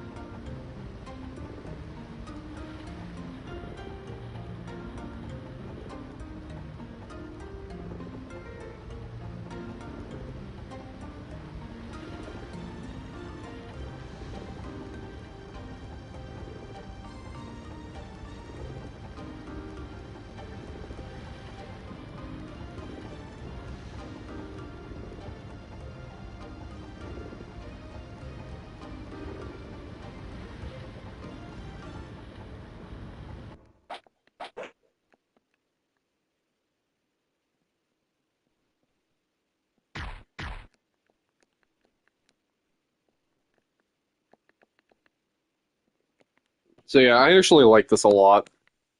You idiot, Haschel says to his daughter. You know, it's like, it shows that good men can still just fail as fathers, as parents. You know, like, it's really easy to fuck up as a parent. Just because of your pride and your own, like, wounds that you haven't healed from. Right? And, like, this game kind of exemplifies that with Haschel. You know, like, his entire life is martial arts, and all he knows is fighting and combat, right? And he wants his daughter to be able to defend herself, and, you know, she just dedicates her entire life to that, to try to make her dad proud, and she just always falls short of making her dad proud. And he realizes the error of his ways only far too late. You know, sometimes parents don't realize what's actually important.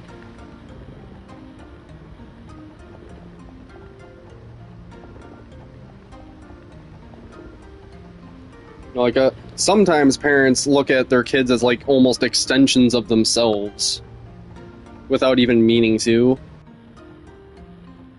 And, you have to acknowledge that your kids have free will, right? Discipline where they need discipline, and if they're meant to fly, don't clip their wings, right?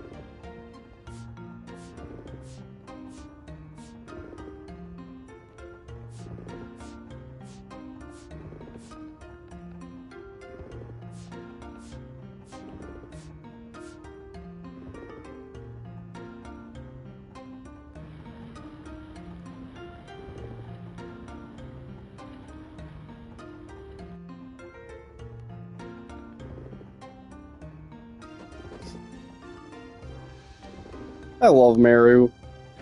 I love every single character. Only one that I'm kind of indifferent towards is Miranda.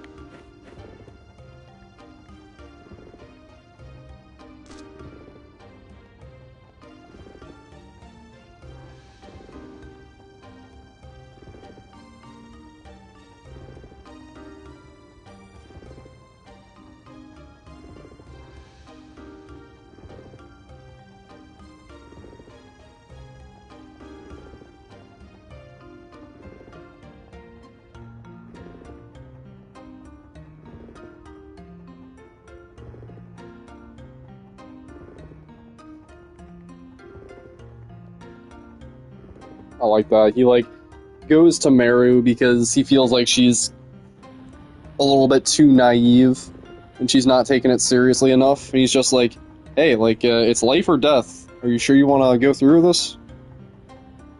Like, you haven't even explained your motivations for being here. You're just kind of, reminding her what's at stake, right? Her own life. Which she's well aware of, but... You know, she kind of gives off this vibe that she's just a kid. And a naive young kid. She is naive, but she is far from, young. We find out Meru's backstory later.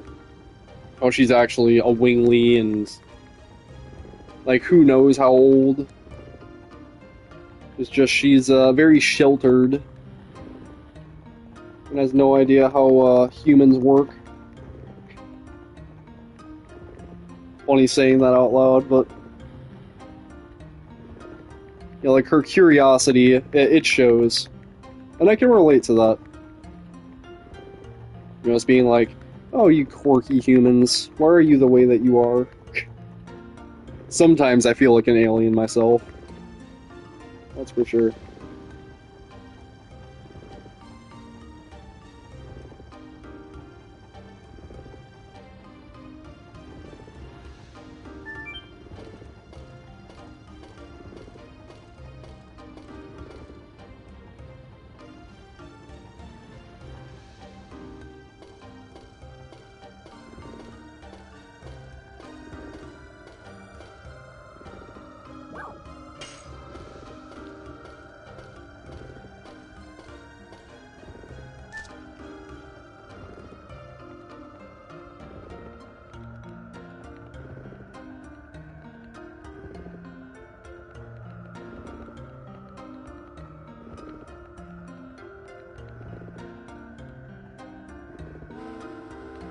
Alright, F&B, which means my food.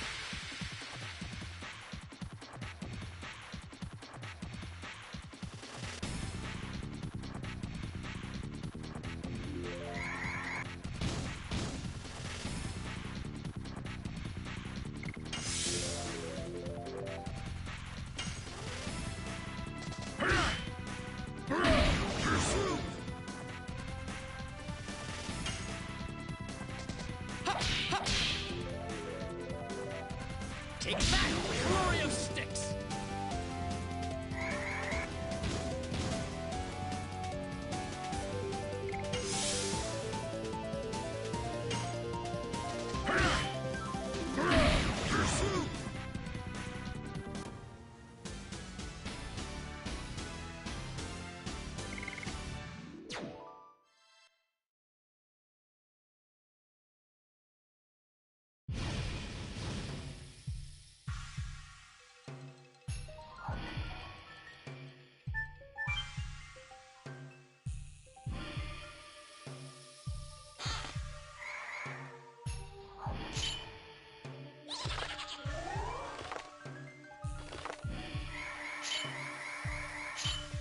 Alright, sorry about that. I don't like to talk with my mouth open while I'm eating.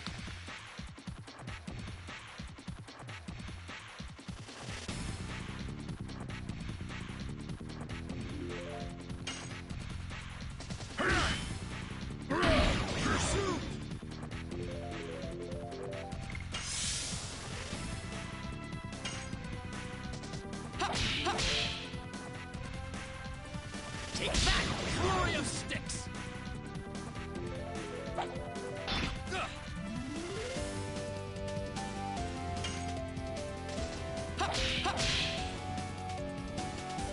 Take that! Flurry of sticks!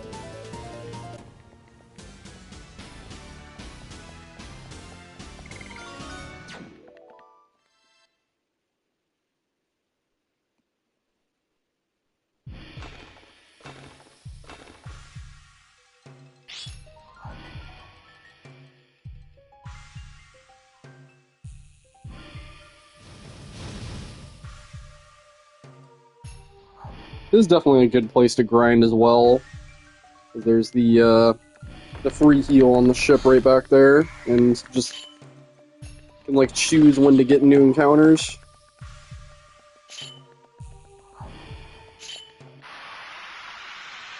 The encounters here are kind of annoying now compared to the end of the game. They're just so fucking fast.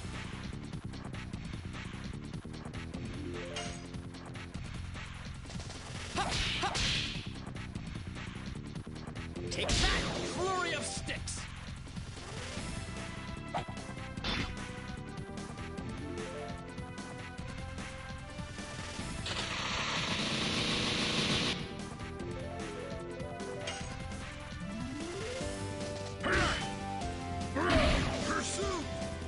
Still not dead, huh?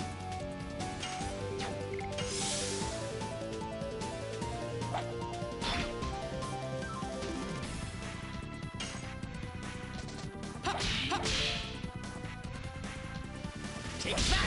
Flurry of sticks!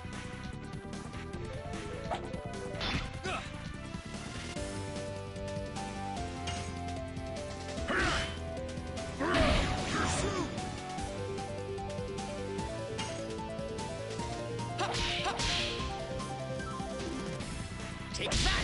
Flurry of sticks!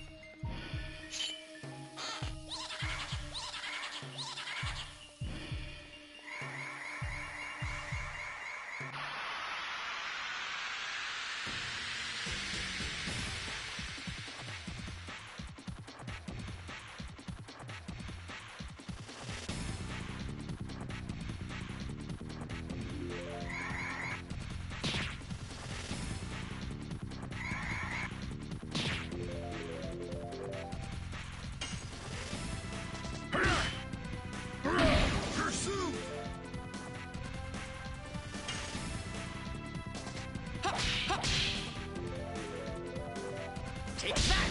Flurry of sticks!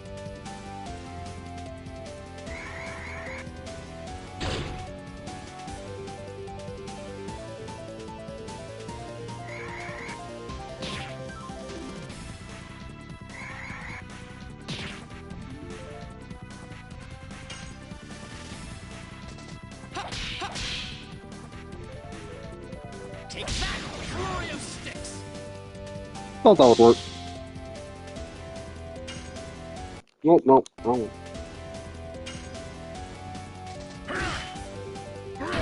Pursuit!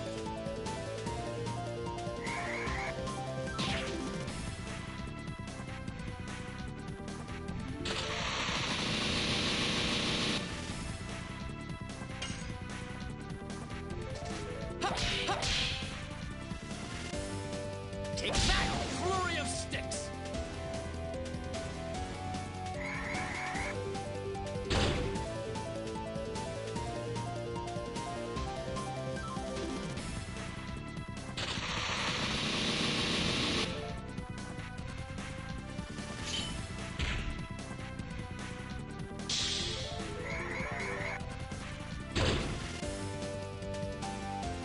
Bruh. Bruh.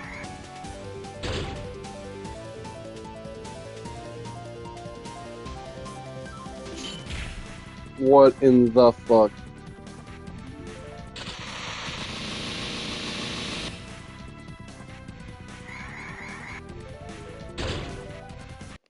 Okay, can I fucking play the goddamn game, please? This is fucked up. I would very much just like to play the motherfucking video game.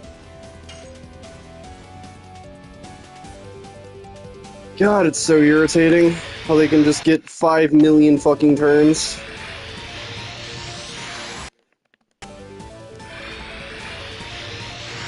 Dude, fuck this shit!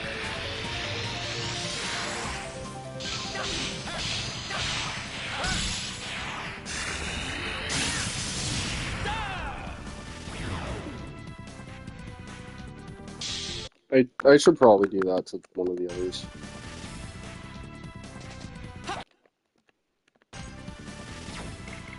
God damn it.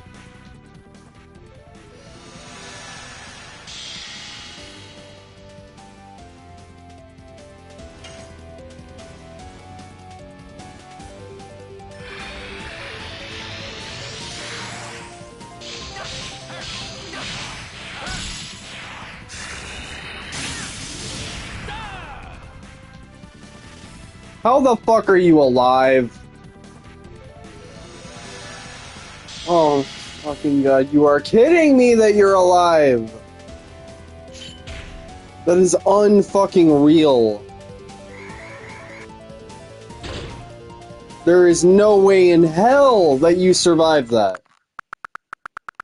600 fucking damage!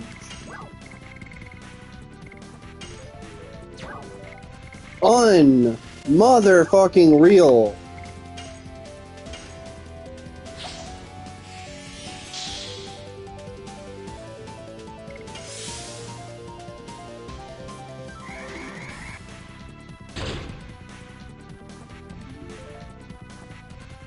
That's just great. That's just great.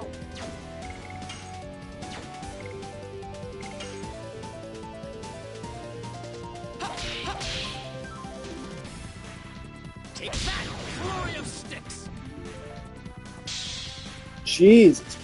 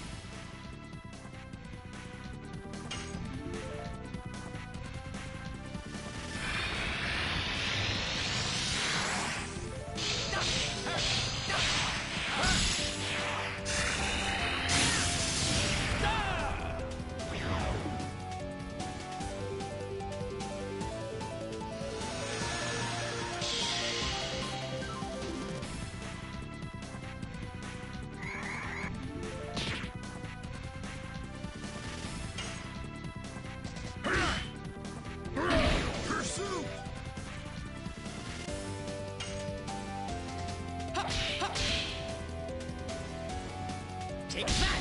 Flurry of sticks!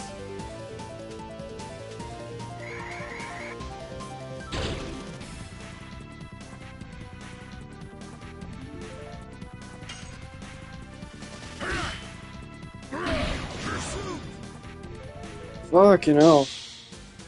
So frustrating. They get so many turns, bro. I hate confuse.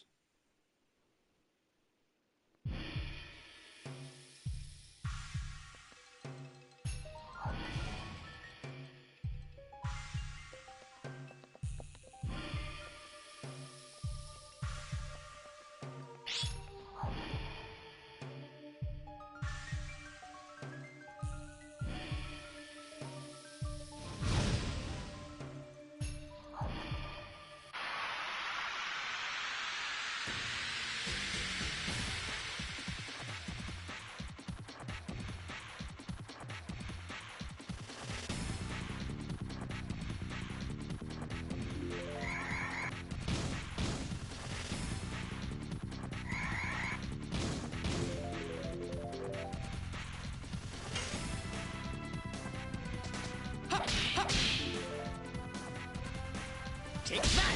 Flurry of sticks!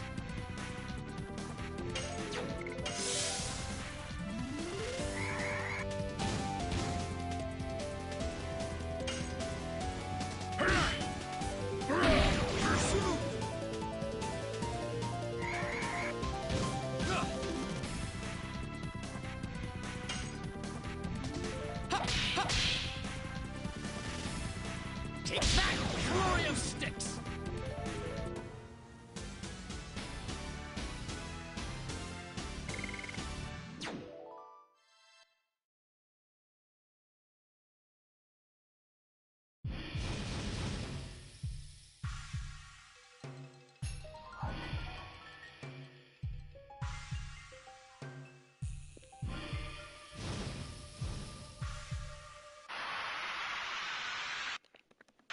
This one isn't necessary.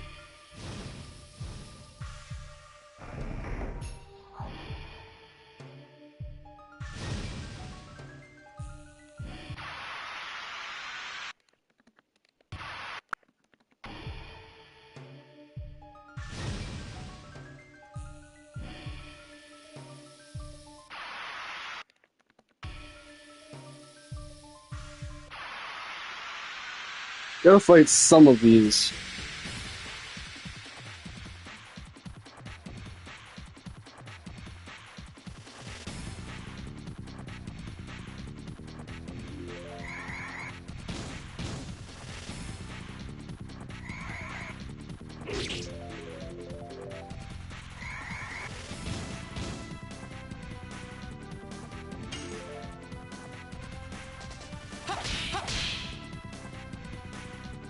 Take that! Flurry of sticks!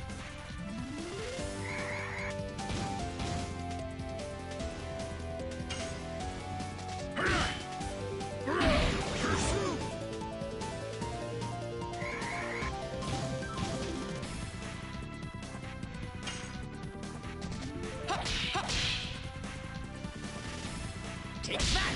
Flurry of sticks!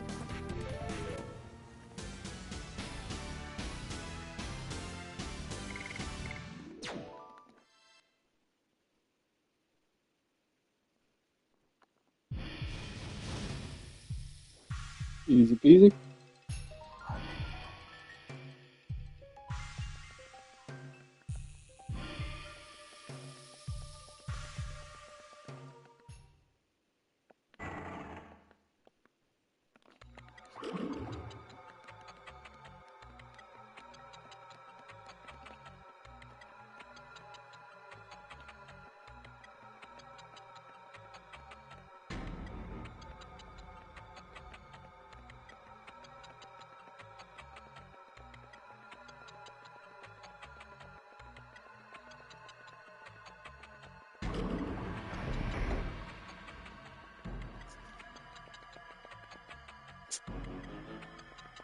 He kills people for no reason.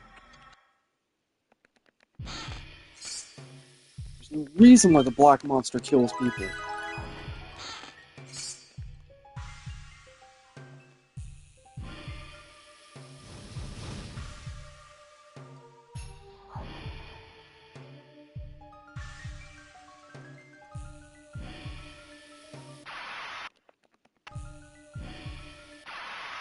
Fucking hell.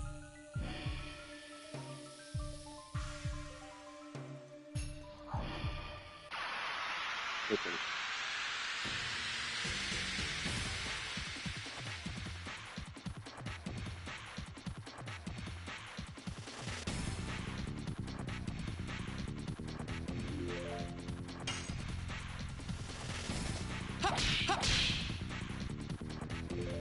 Take that!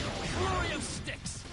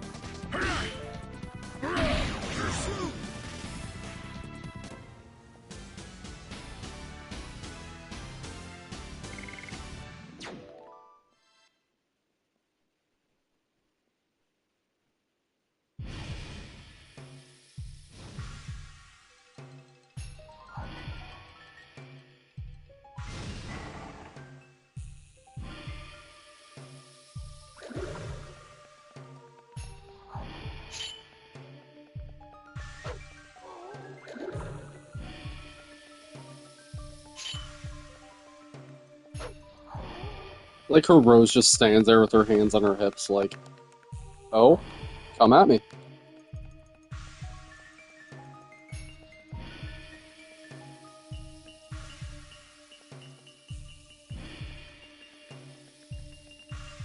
Stop it. What was I thinking? Let's move on. You want to know, don't you?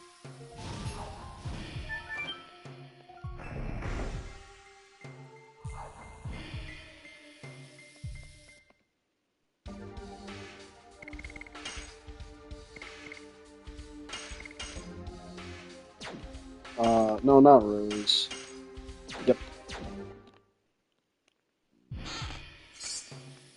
Alright, so does Shauna have like a fucking other weapon that I haven't put on her yet? Or, like, why is her magic attack so trash? I don't know.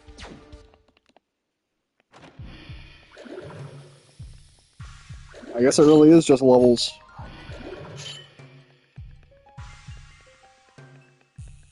And also the fact that Linus has insane magic defense.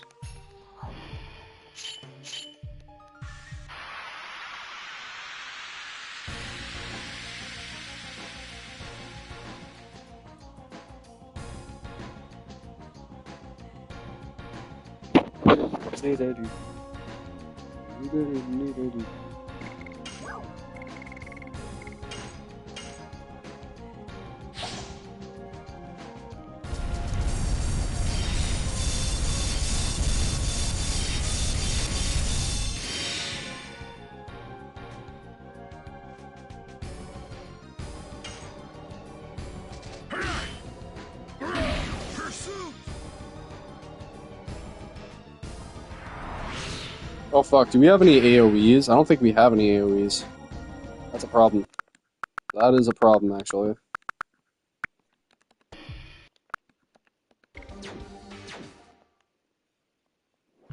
We need to get some AoEs real quick. You know, at least one AoE.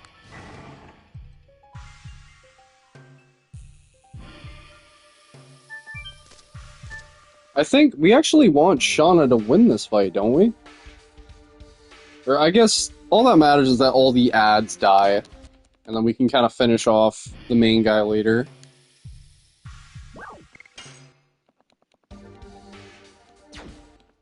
But like, how much damage would Kongol do? I don't know, we can definitely balance that. That's pretty easy, probably.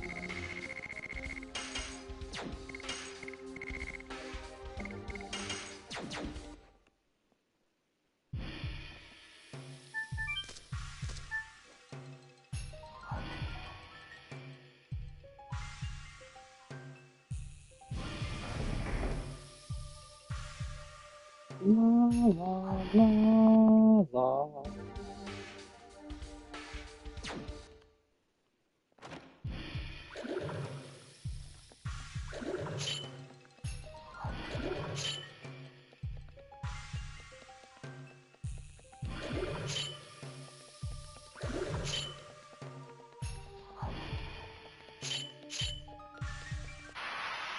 Zero likes on the stream, guys. I'm streaming for 2 hours and 40 minutes and 0 likes. The fuck? What's that about?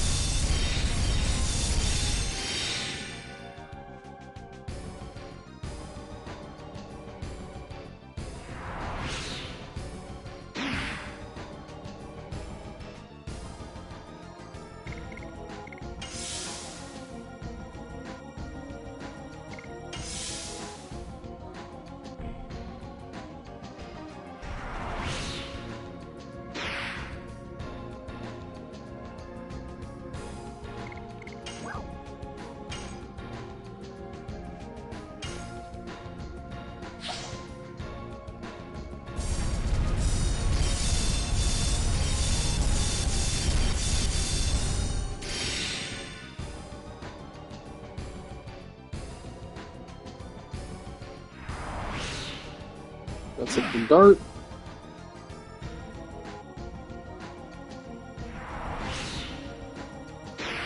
Please don't kill Shauna.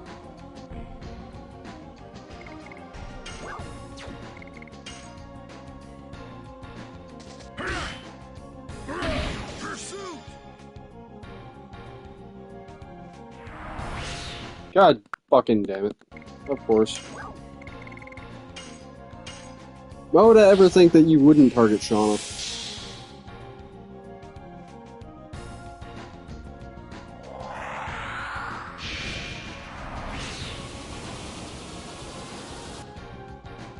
That's not very nice.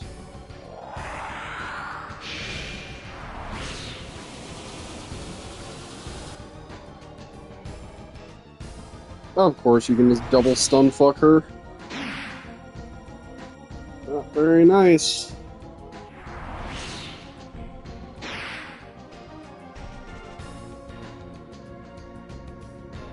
I get to play.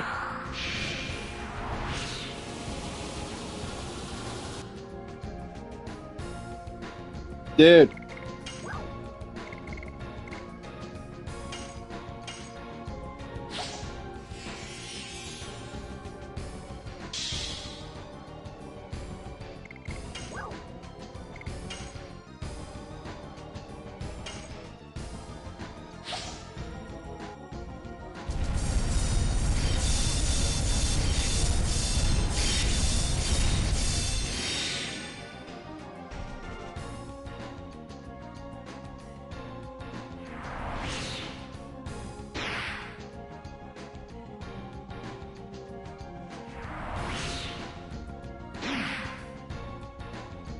Come on.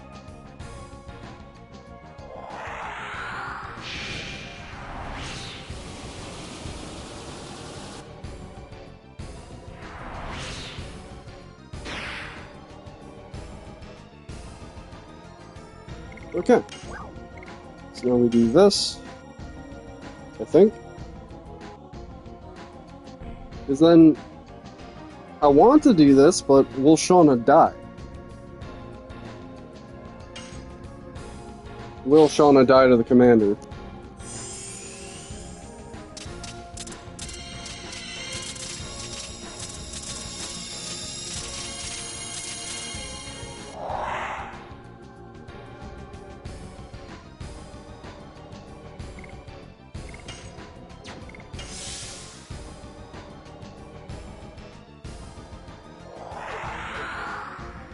Because it's a problem if Shauna doesn't die, right?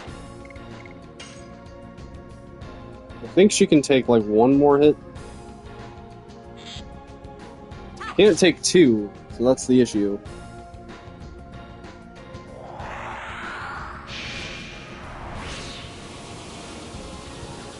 I might have to do some Phoenix down strats. Just to make this work.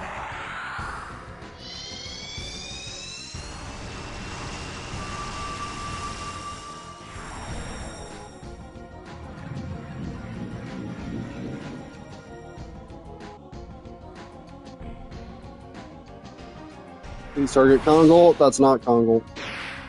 Okay, I guess we have to Phoenix down her. It's fine. Whatever. Whatever, bro.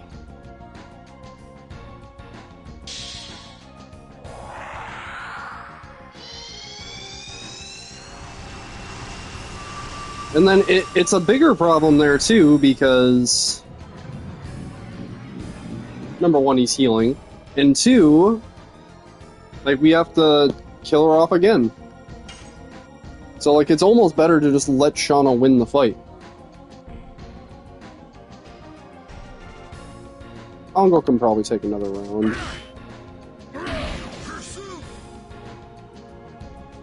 But then, again, we use the throwable with Shauna, which does like 300 some damage. And then that wipes everybody else. So we need Shauna to get a little bit lucky with getting targeted.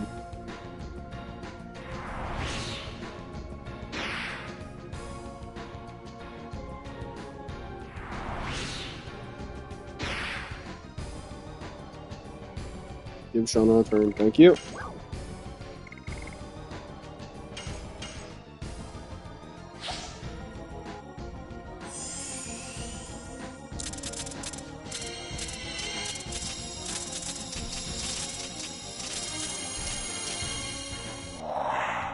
Alright, so just target Shauna, please.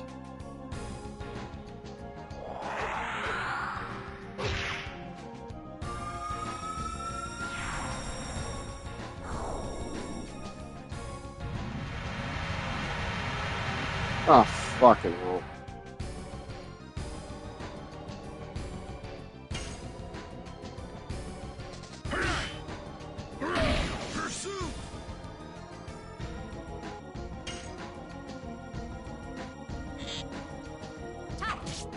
Come on, target Shauna.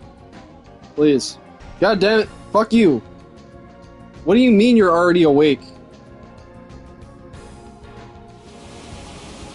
This is so fucked up. How is he already back up? How the fuck is he already back up? Like, what the fuck, man? How are you already back up? What is this dog shit fight? Fucking retarded. Okay, bro, I guess we just fucking let Shauna get all the XP. Whatever, dude. Well, what the fuck ever. This fight is actually ridiculous. It's unbelievably retarded.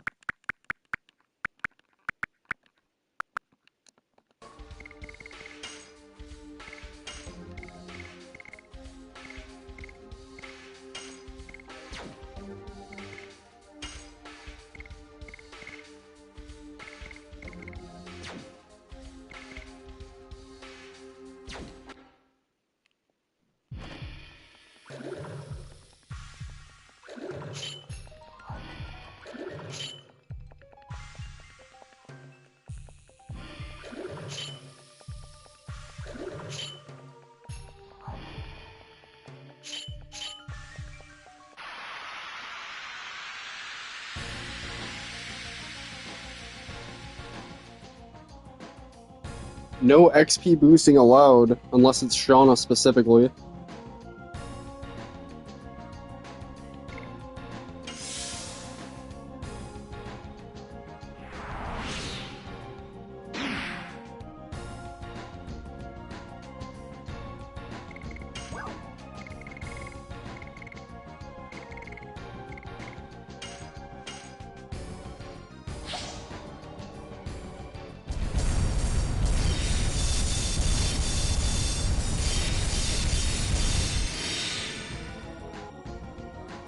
I guess it doesn't really matter whether it's Meru or Shauna in this scenario. Either way. Whatever happens first.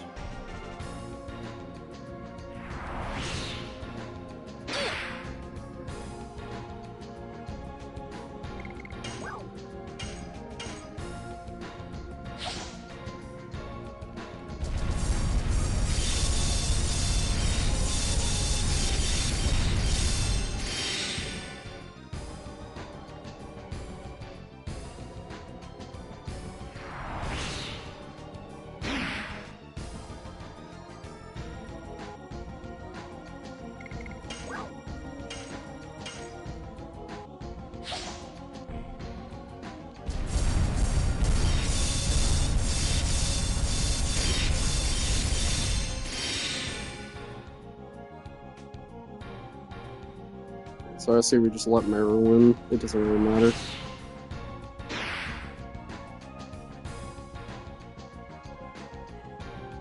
Whichever one gets full-on targeted first, man. Double snap.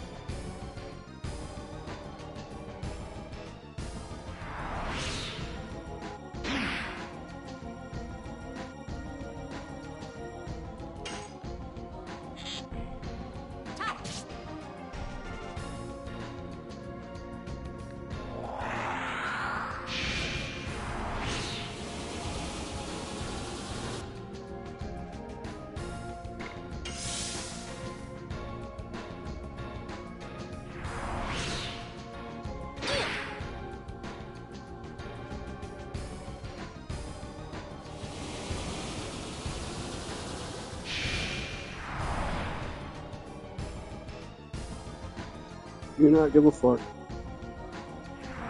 Please target Shauna. Please target Shauna. Please target Shauna.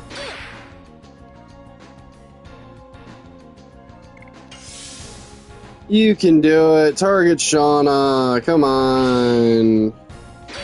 Come on. Come on. Come on, you fuck. You absolute piece of dog shit. Most cancer fucking boss in the entire goddamn game. Fucking hell. Of course she has stupid equipment that revives her from death. Whatever, that works. Unless Meru just dodges. Of course. Of course. And now nobody knows who's gonna... This fucking game. This fucking game, dude. You know, let me guess. Shauna's gonna get all out targeted.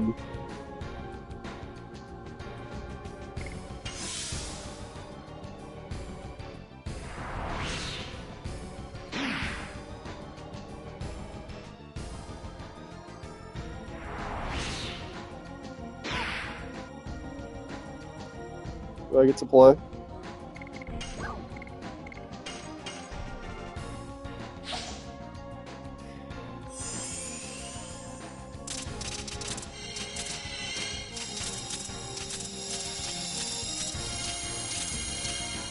The actual worst boss in the entire game. How the fuck?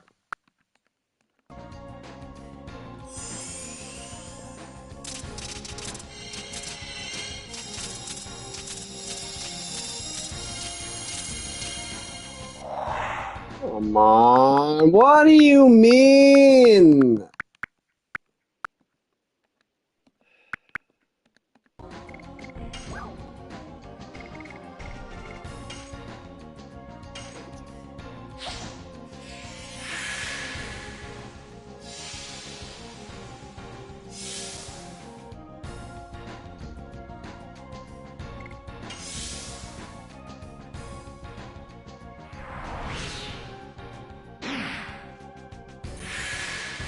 Oh my. Is she just completely immune to death? Is that how this works?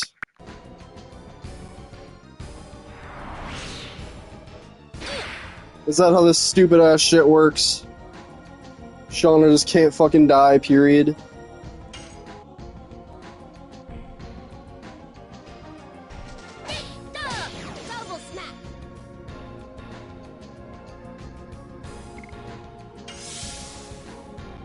unreal. Absolutely unreal.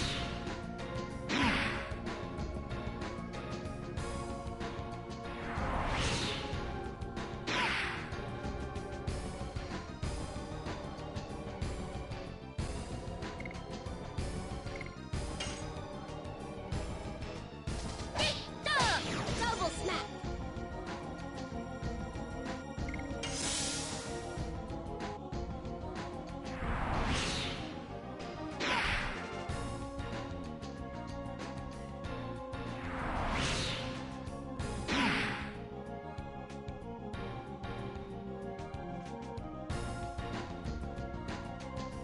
This is unreal.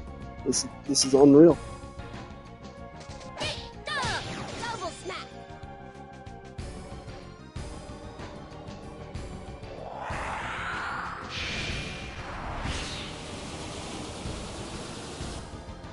This is absolutely fucking unreal. Shauna is immune to death. Completely fucking immune to death.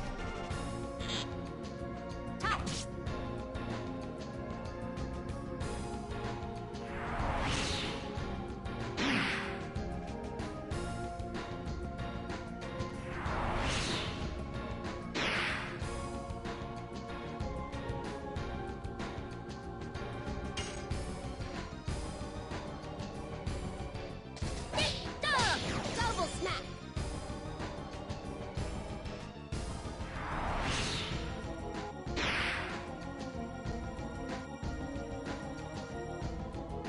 Is that... I don't... She didn't revive that time?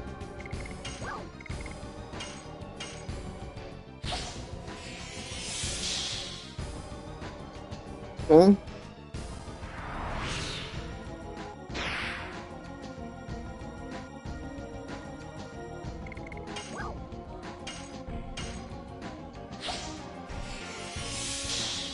Oh, but watch, she's gonna revive this time. I guarantee it. Okay, I see how this works. If there's one character out, if there's one fucking other character out, it always revives. I see how this works. I see. Making myself go fucking insane with this stupid ass shit.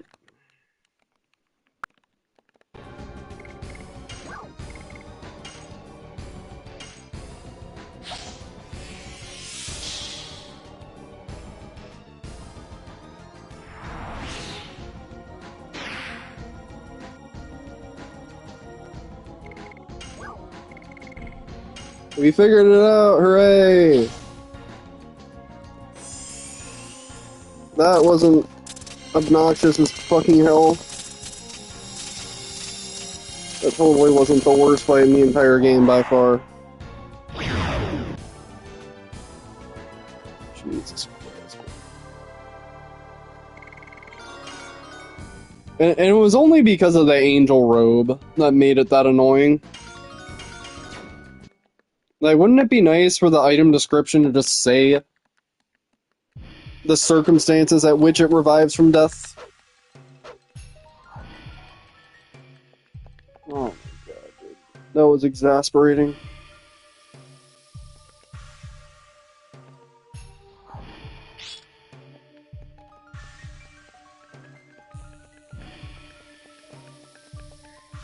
Dude, apparently you go back 15 minutes ago and we're still in that fight.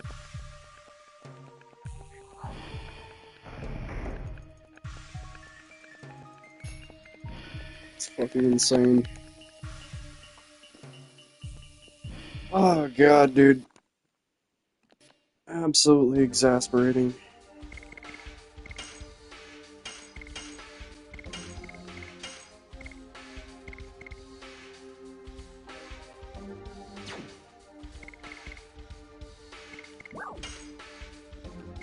Okay, what do we get from that fight?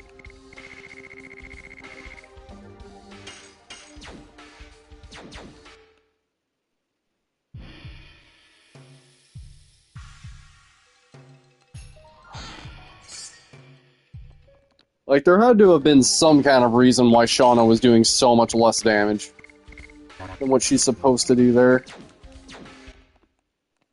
You must have forgotten a weapon or an amulet or something that the speedrun has. Because they just nuke the fuck out of that. And, like, I guess it's also just a matter of levels. But, like, Meru was doing so much more than Shauna. I just could not kill off Shauna. It was impossible.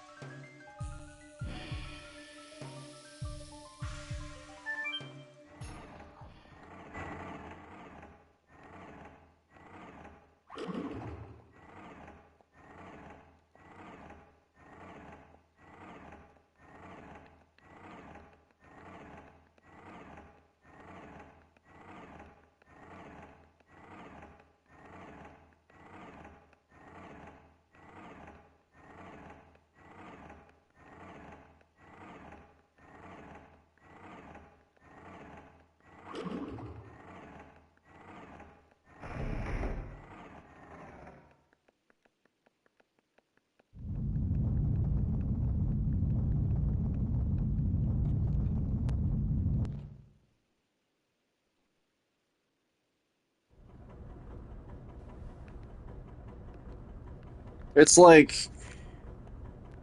why did that boss had to just respawn that quickly? It really makes it so the only strat is just pull out AoEs and nuke as fast as you possibly can. Right, and it's like, I guess you can use throwables with other characters, but like, if you're going to use throwables, you want to use a character that has a high magic attack. And that pretty much just means, like, you should be using Shauna.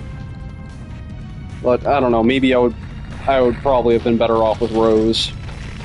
Or, Meru.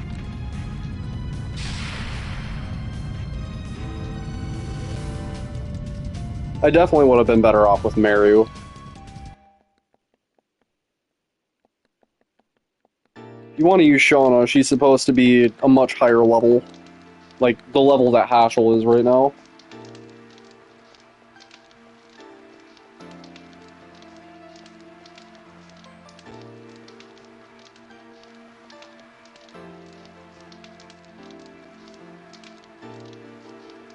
That's the thing, like, Shauna without all the levels is just really, really mid. Has nothing going for her at all.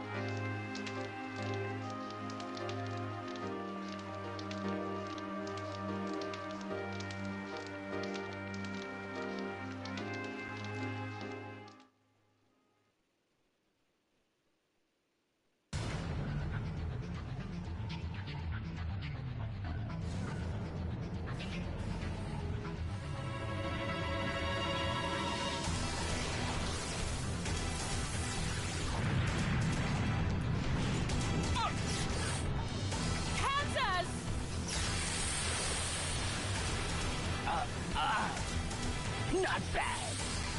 I'm taking you with me.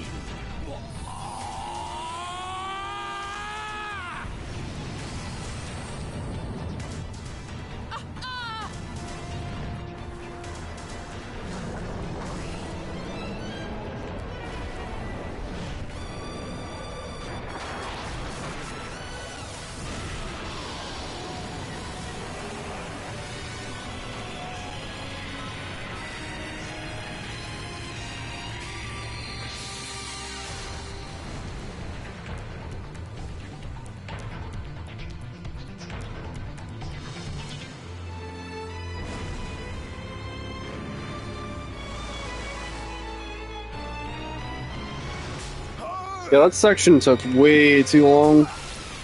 In that boss fight specifically. It's not gone like that in the past. I guess because I never give Shauna the damn angel robe, I always sell it. Dare you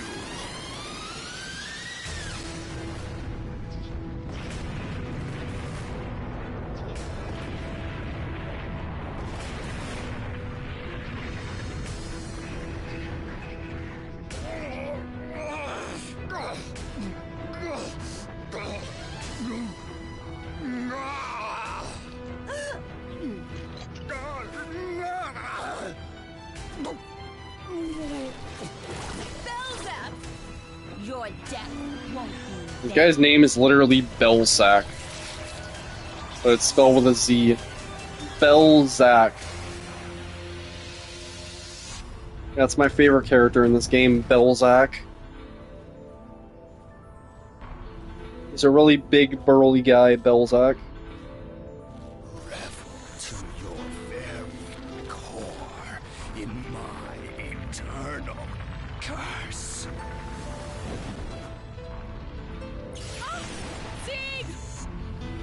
Zig! Let go. Save yourself.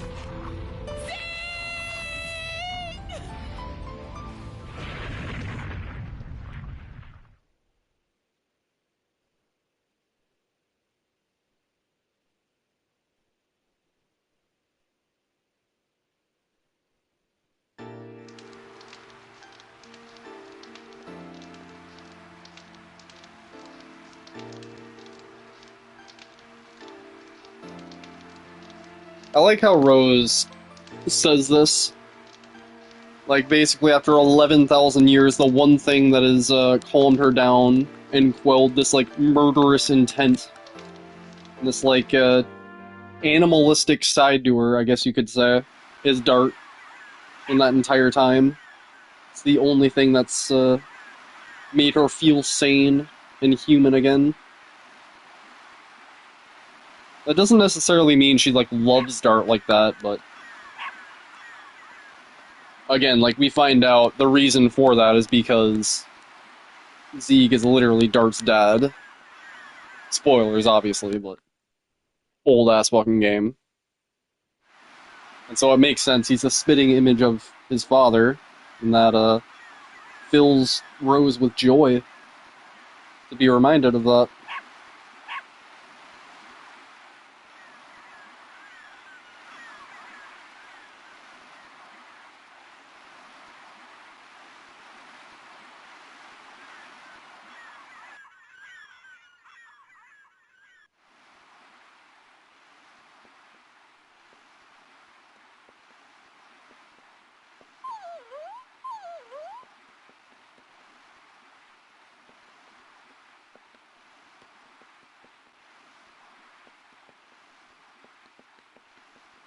Are you in love with each other?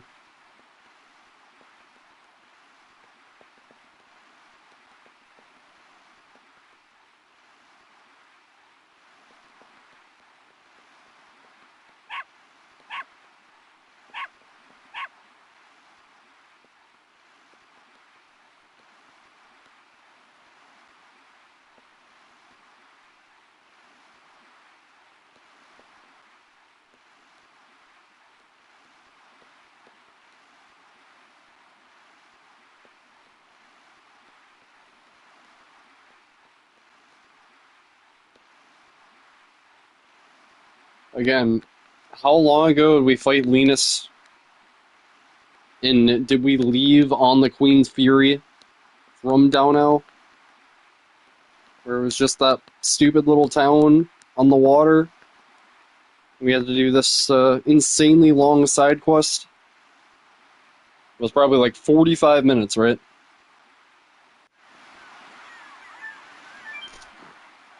Holy shit.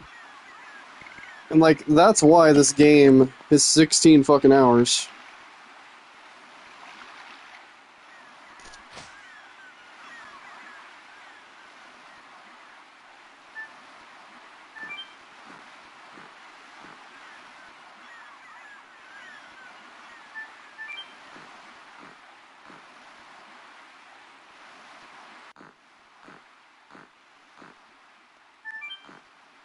No, no, no.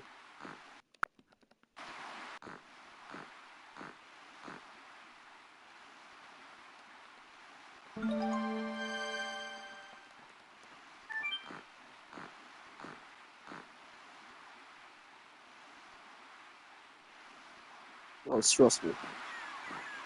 I actually want to go for a walk again. Get some sun. I want to stretch. Sorry guys, but that fight just fucking tilted me. I need to touch grass for a second.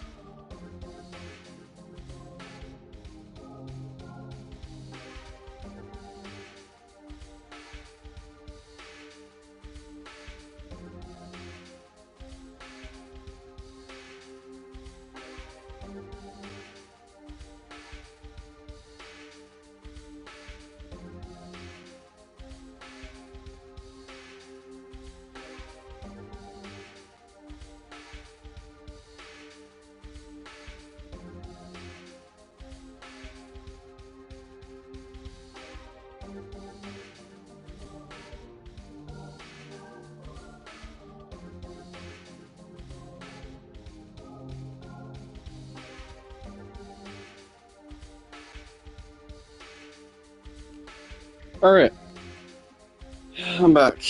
So, I'm sorry that's unprofessional as fuck, but that's just how I enjoy this game, I guess. Went for a walk, took a shower, now I'm back. Sorry about that. It's just, that's how I enjoy this game. I need to take breaks. ADHD brain can't just sit still. But I'll finish up Disc 2. I'll just get her done. We already grabbed the Stardust here, right?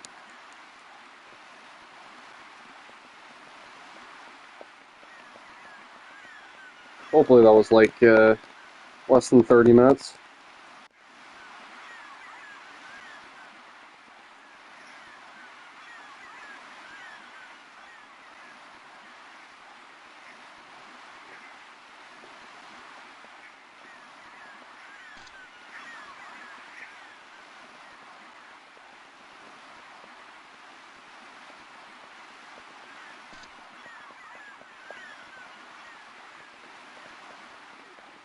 I can annihilate the monster for you.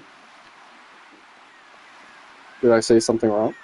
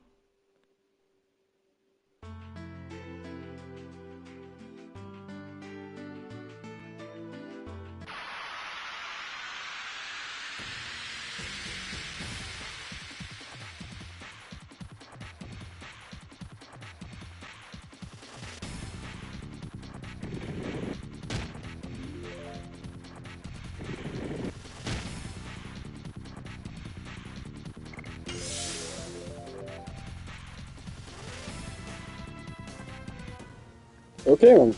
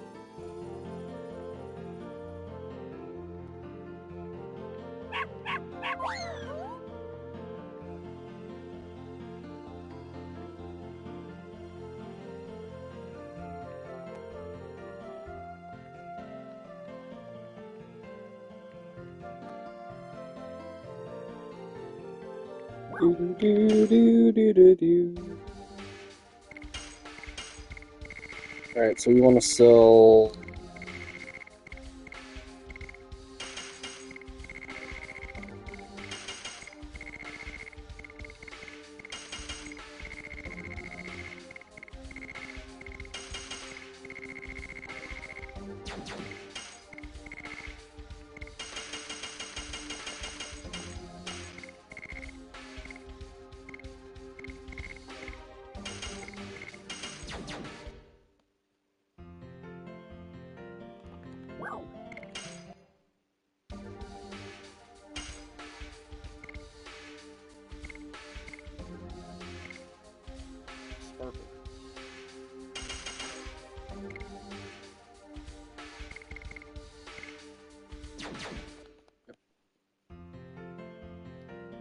Yeah, I guess we'll just use Rose for the next fight. Rose and Kongol.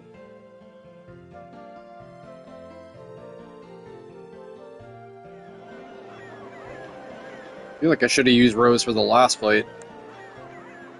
Either Rose or Meru.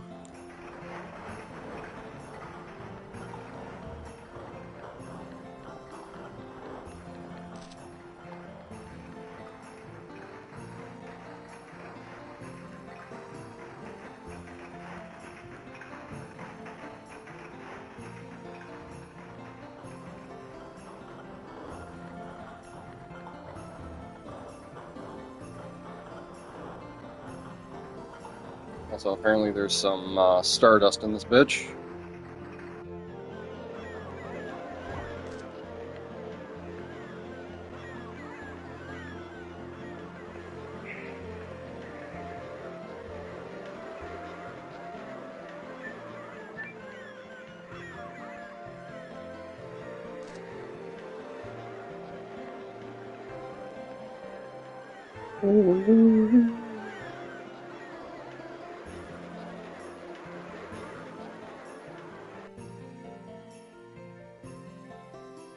Examine the painting in the first room on the right.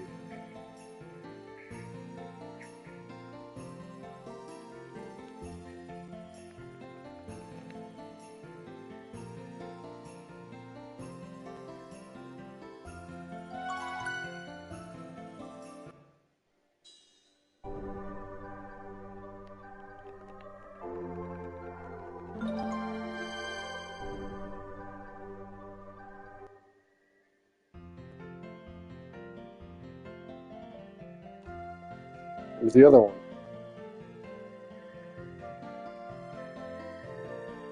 Go into the inn and examine the barrels just above that are under the top stairs. Huh?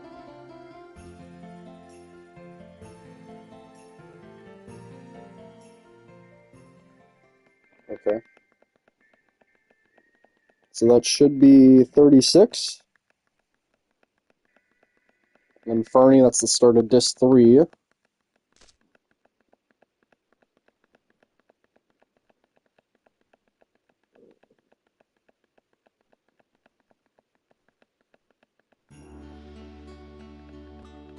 Or I guess it's saying that 36 is the next one in Fernie at the start of disc 3, so we should have 35 after this.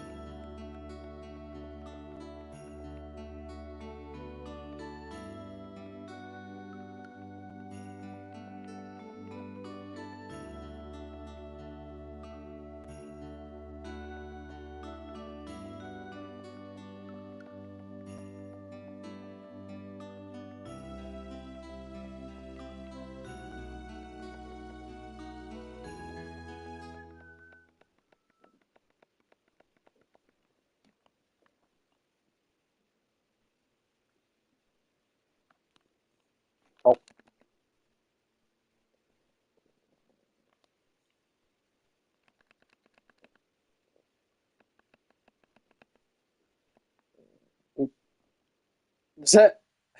I love that.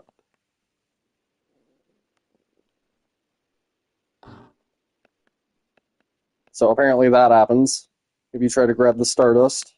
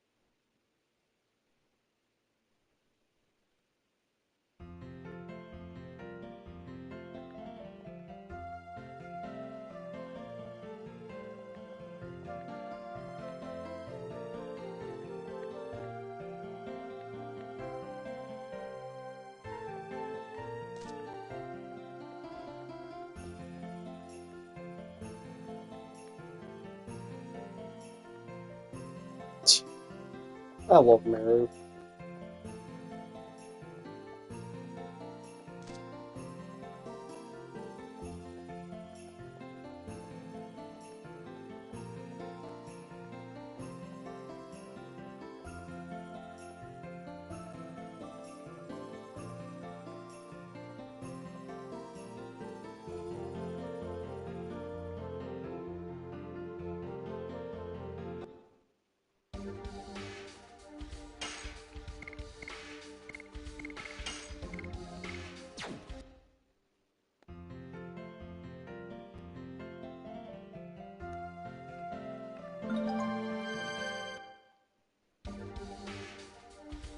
Alright, so that is 35. Hell yeah.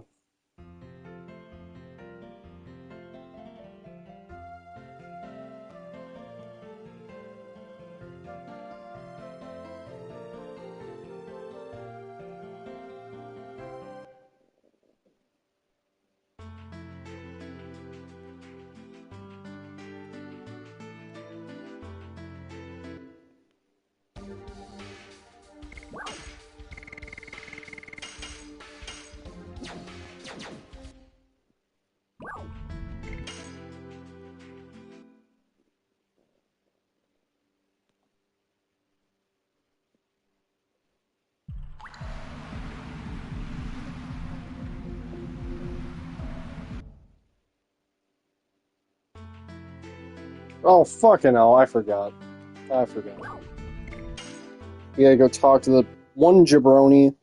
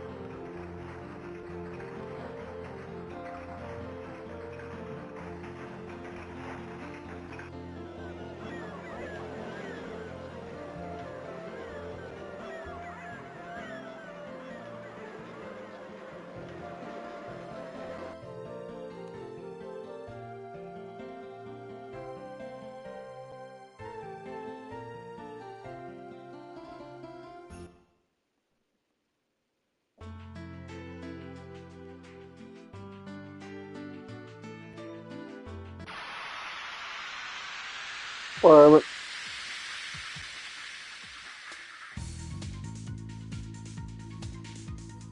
I'll just close out disc 1. Or disc 2, rather.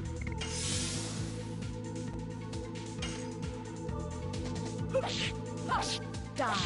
More and more.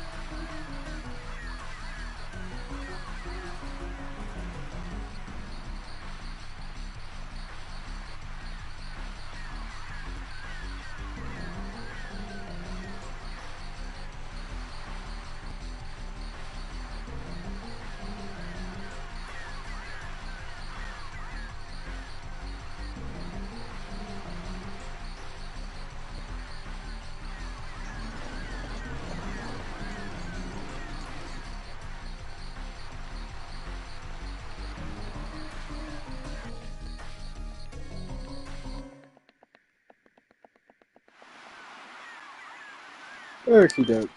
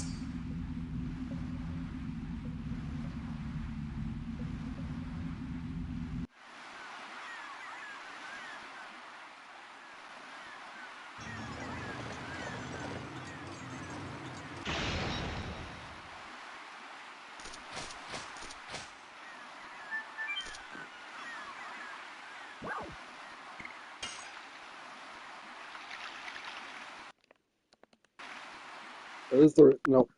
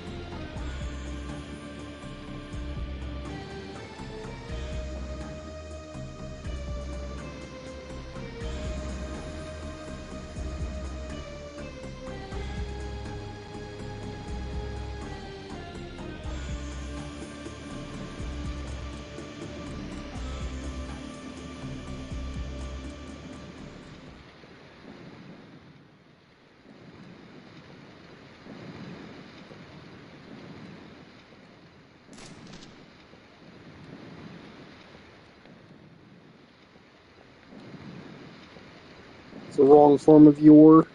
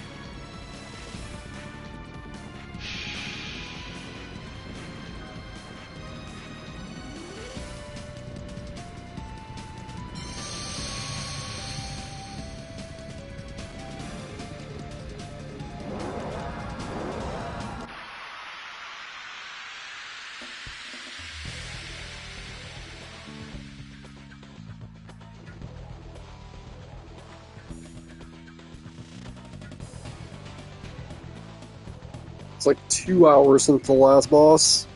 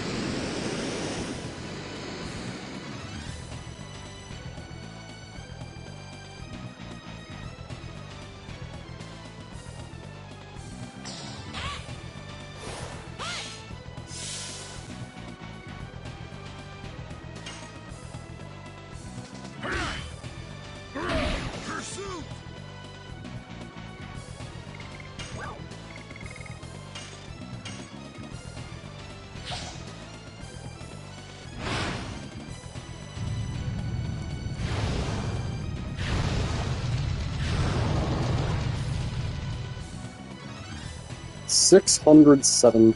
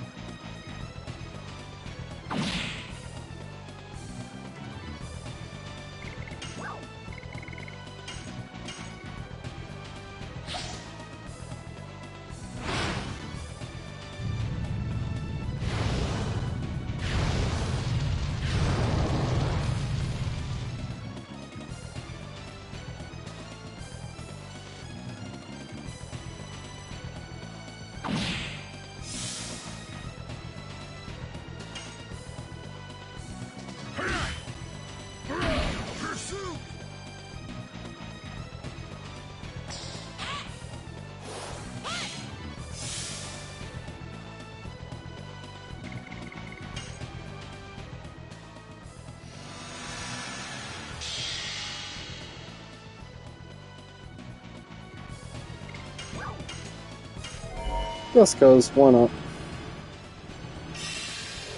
Astral Blade.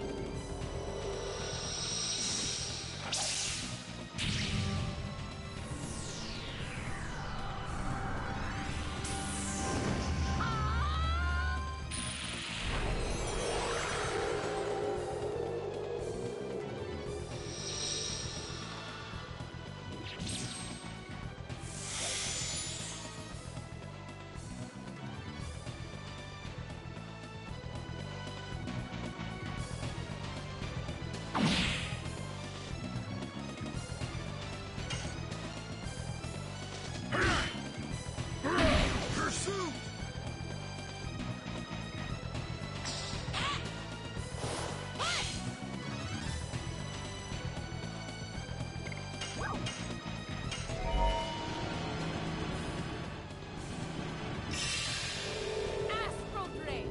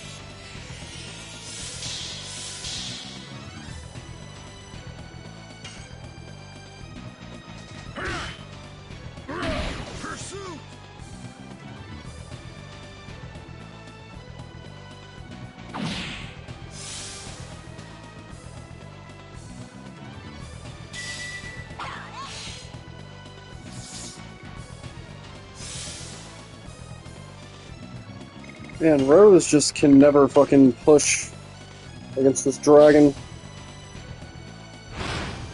I'd be better off just using Phoenix Rounds on her at this point.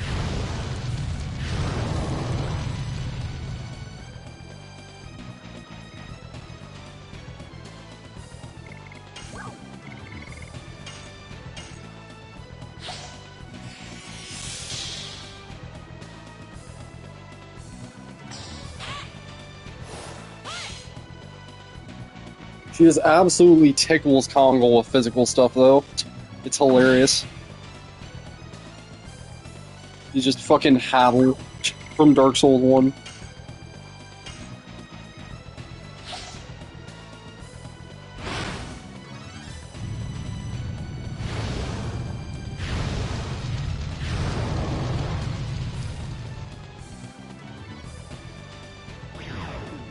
There you go.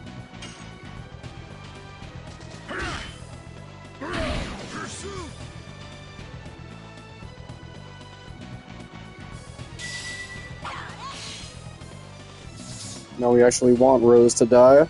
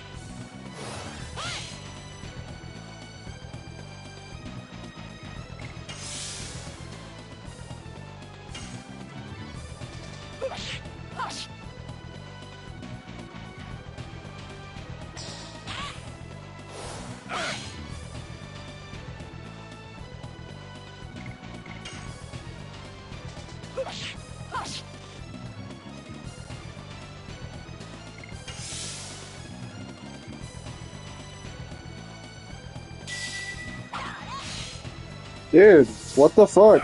Why are you full targeting Kongol now?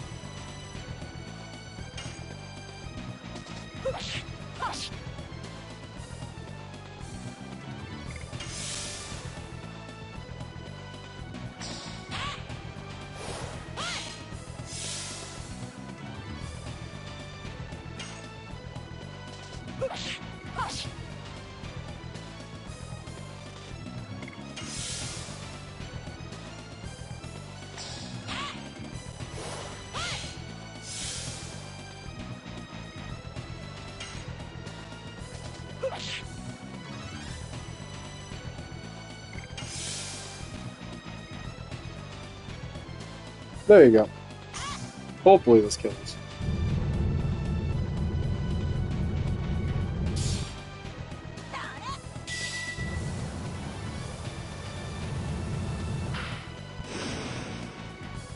Of course it just completely whiffs.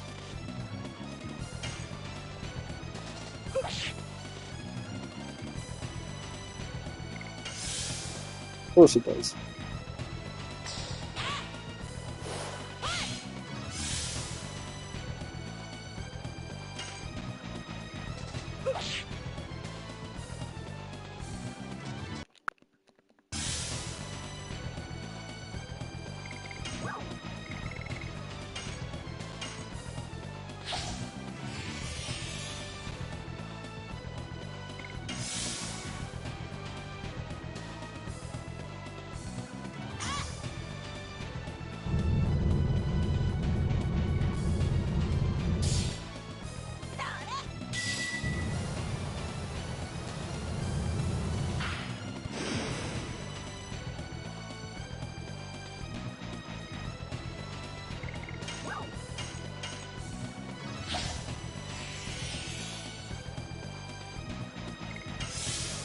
I actually want to get rid of these healing potions anyway.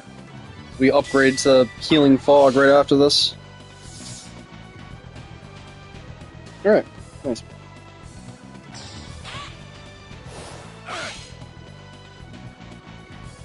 Yeah, it is just insane how little damage Kongol takes to physical hits.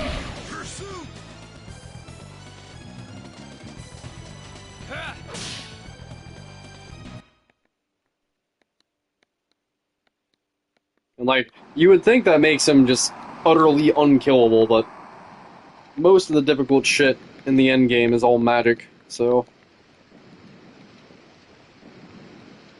He seems OP.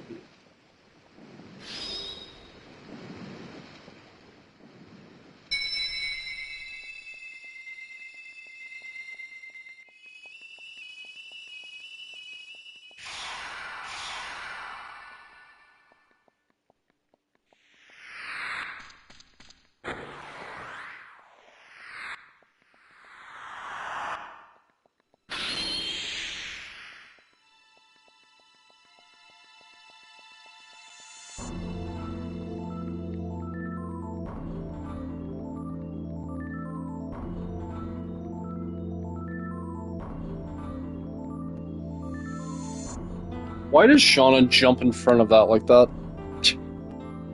Makes no sense. Dart! I'll protect you by jumping in harm's way myself.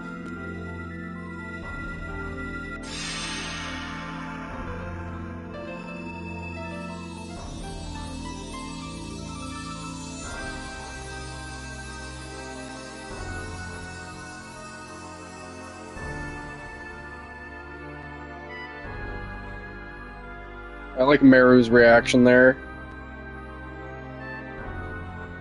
It hits especially hard because she finds out that she's a wingly.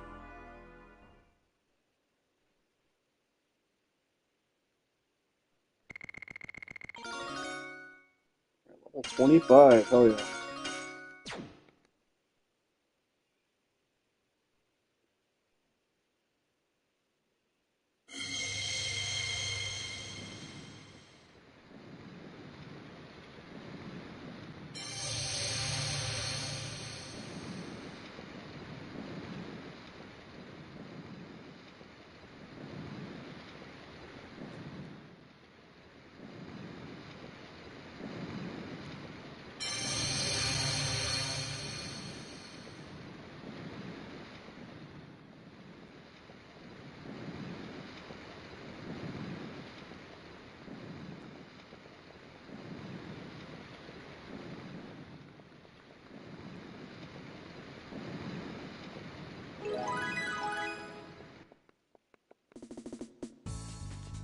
I'm a Dragoon too! Woohoo!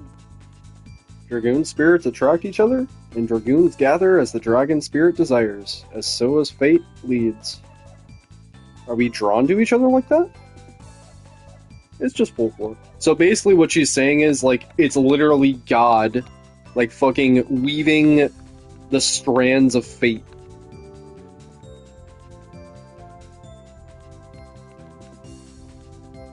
You know, like, it's a canon event that God decided, is what Rose is basically saying there.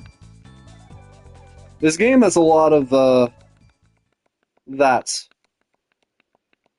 A lot of, fate and then defying fate. Like, the main villain is basically like, this is God's plan all along, I'm just, making sure that God's plan gets brought to fruition.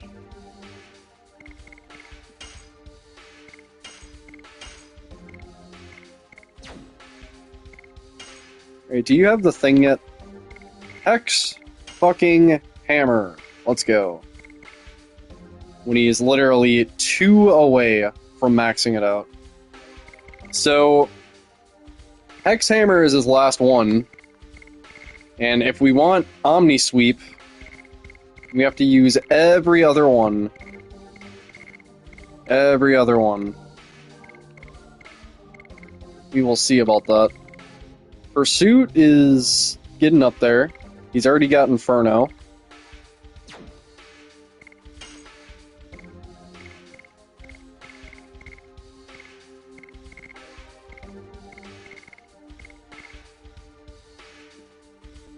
Magic defense.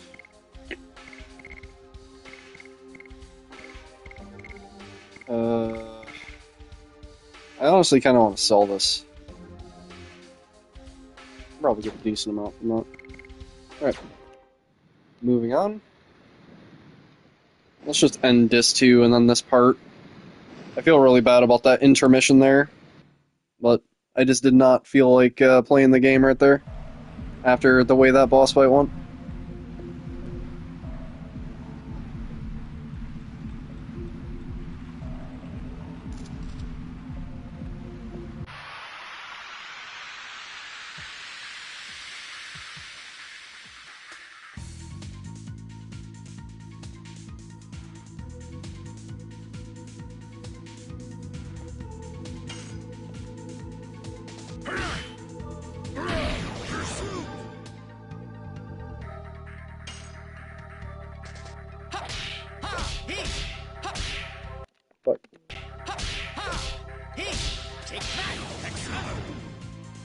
That one's hard.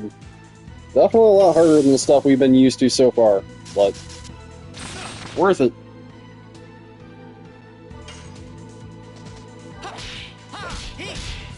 Fuck.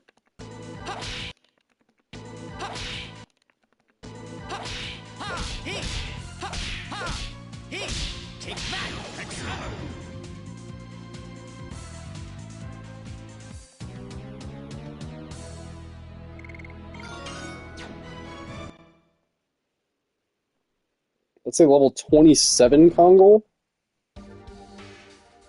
Oh no, 27 Hatchel. Level 23 Albert, though. Rose definitely needs a little bit of love.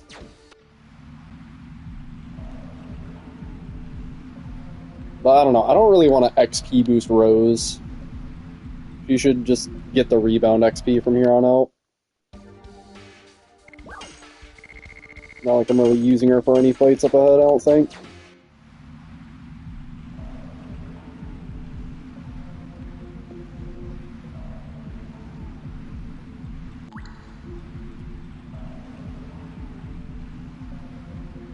I could use her for the Kamui fight. Although, I kind of want to just use Albert. Yeah, we can just use Albert instead.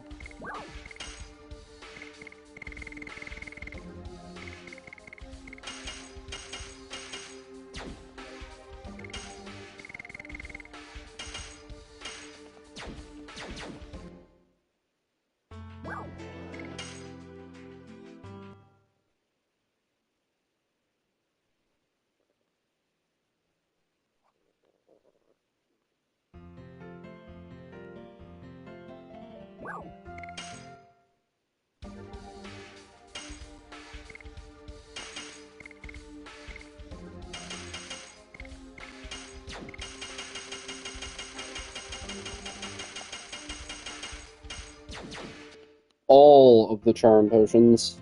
How many? All of them.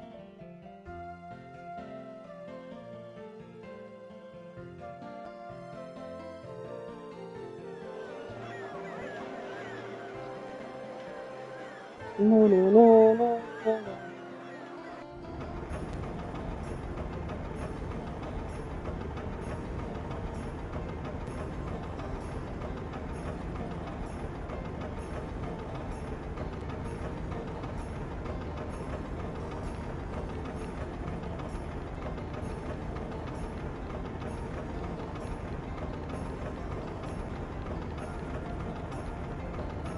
I actually kind of want this money right here.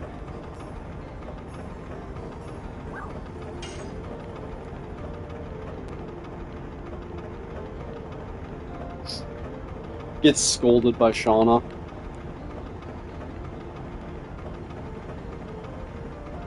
There's 100 free money.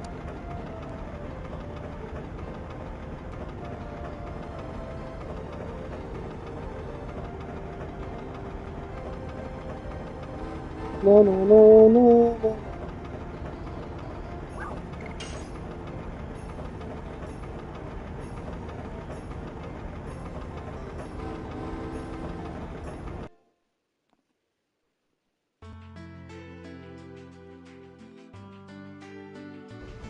Yeah, I think we have a chance to get birds.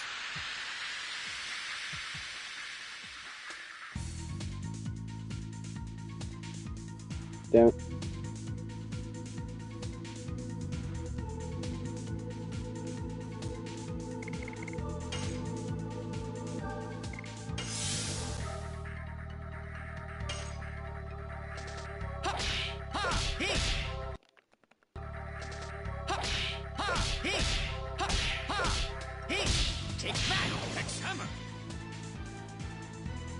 I'm doing that just to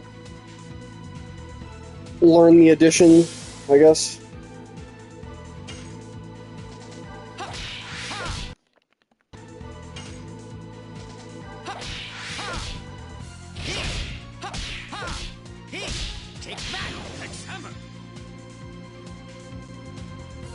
Hate this fucking thing.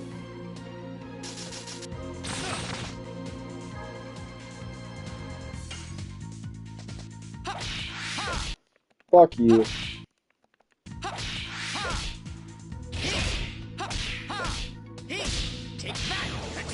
That's a lot of addition XP.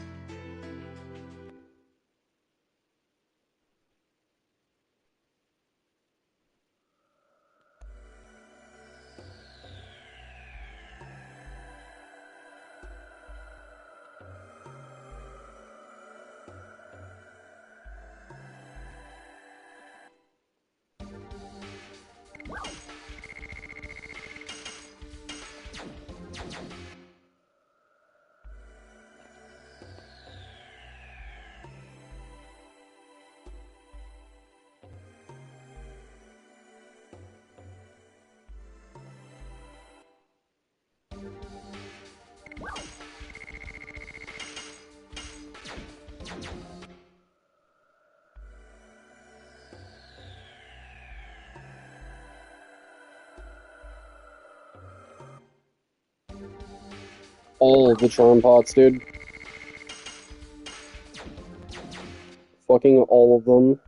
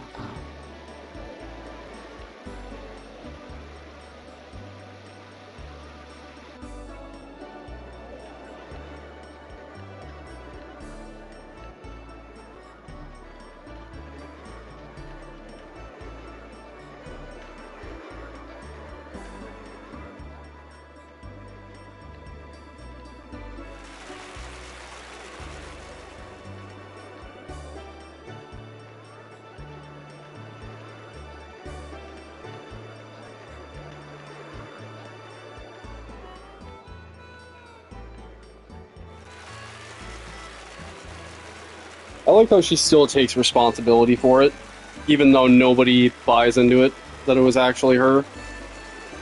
She's still just like, yeah, but it still ruined the reputation of the family line, right? It still ruined my reputation specifically. Now everybody thinks that I'm a bitch from hell. And I respect that.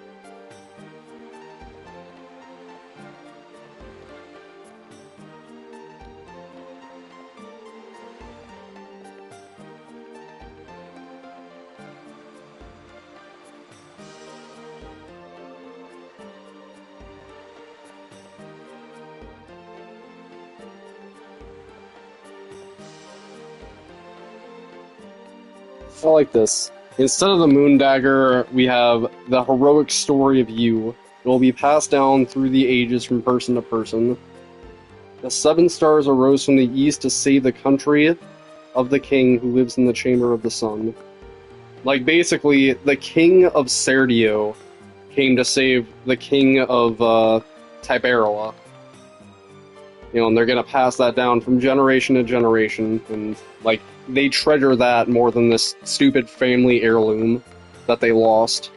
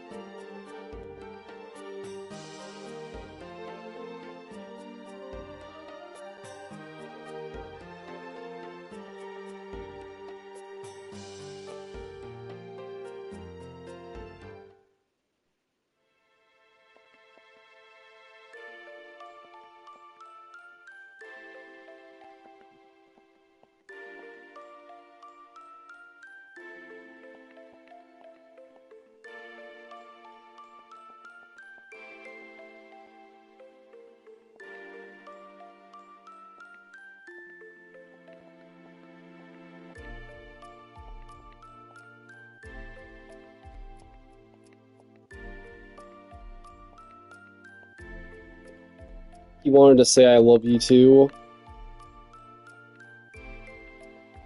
Leans in to kiss her. She covers her face. Fester comes in to cockblock her. I love that, that expression she does. It's like, you're ruining the moment, jackass! Again, even with the PS1 shit, she conveys that really well.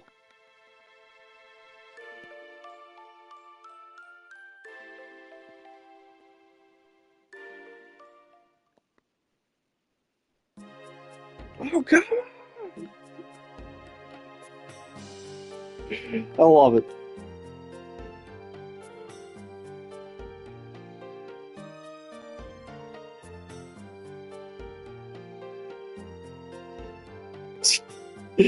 She's just like, I'm done. Moment ruined. My disappointment is immeasurable and my day is ruined.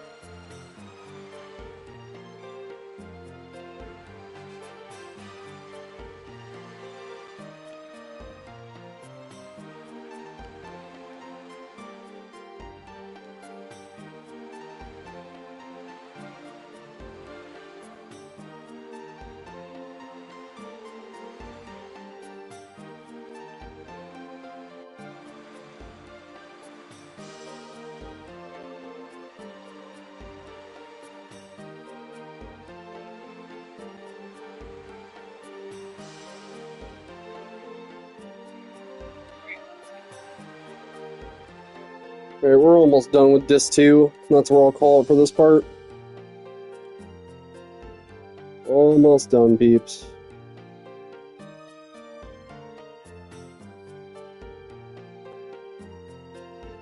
Yeah, Disc 2 is definitely my least favorite of the 4, by far.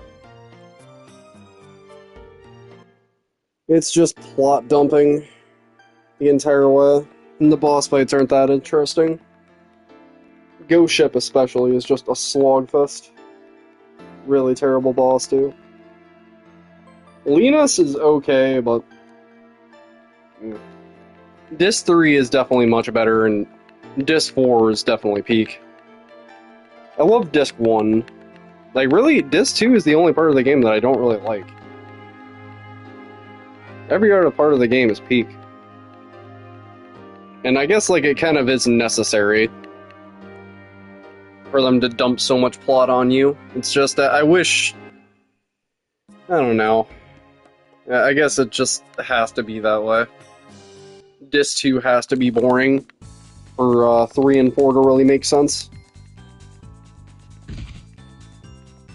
It's kind of like how Chain of Memories has to exist in order for Kingdom Hearts 2 to make sense.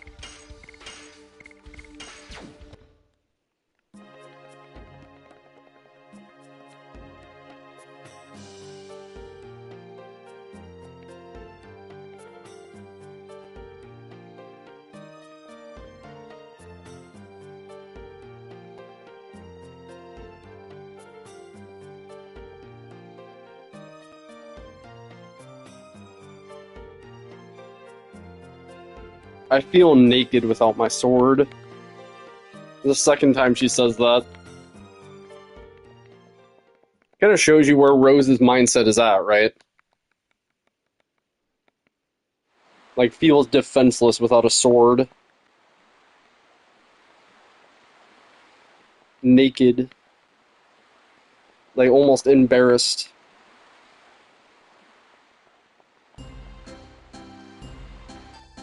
Wouldn't be caught dead without one, right? That's just where she is right now. She is a warrior.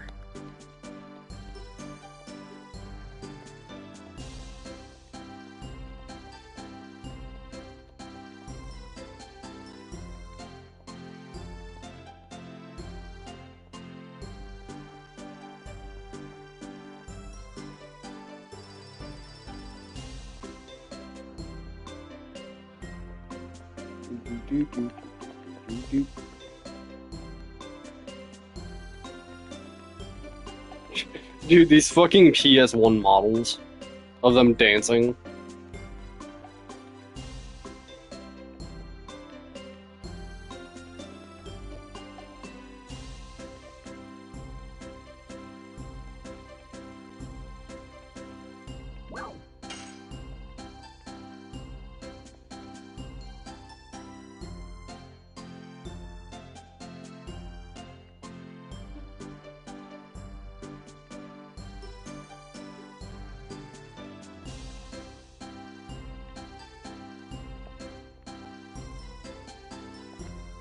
Gotta talk to all the goddamn party members.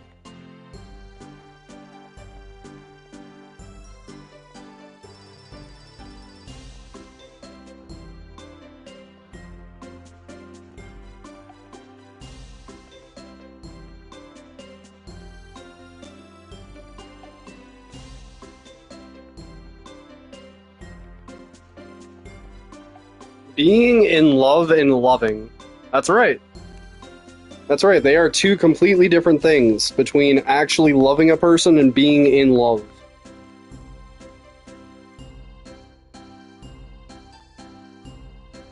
Because being in love dies away. Honestly, very quickly. But actually loving a person, that's something that lasts for years and years and years.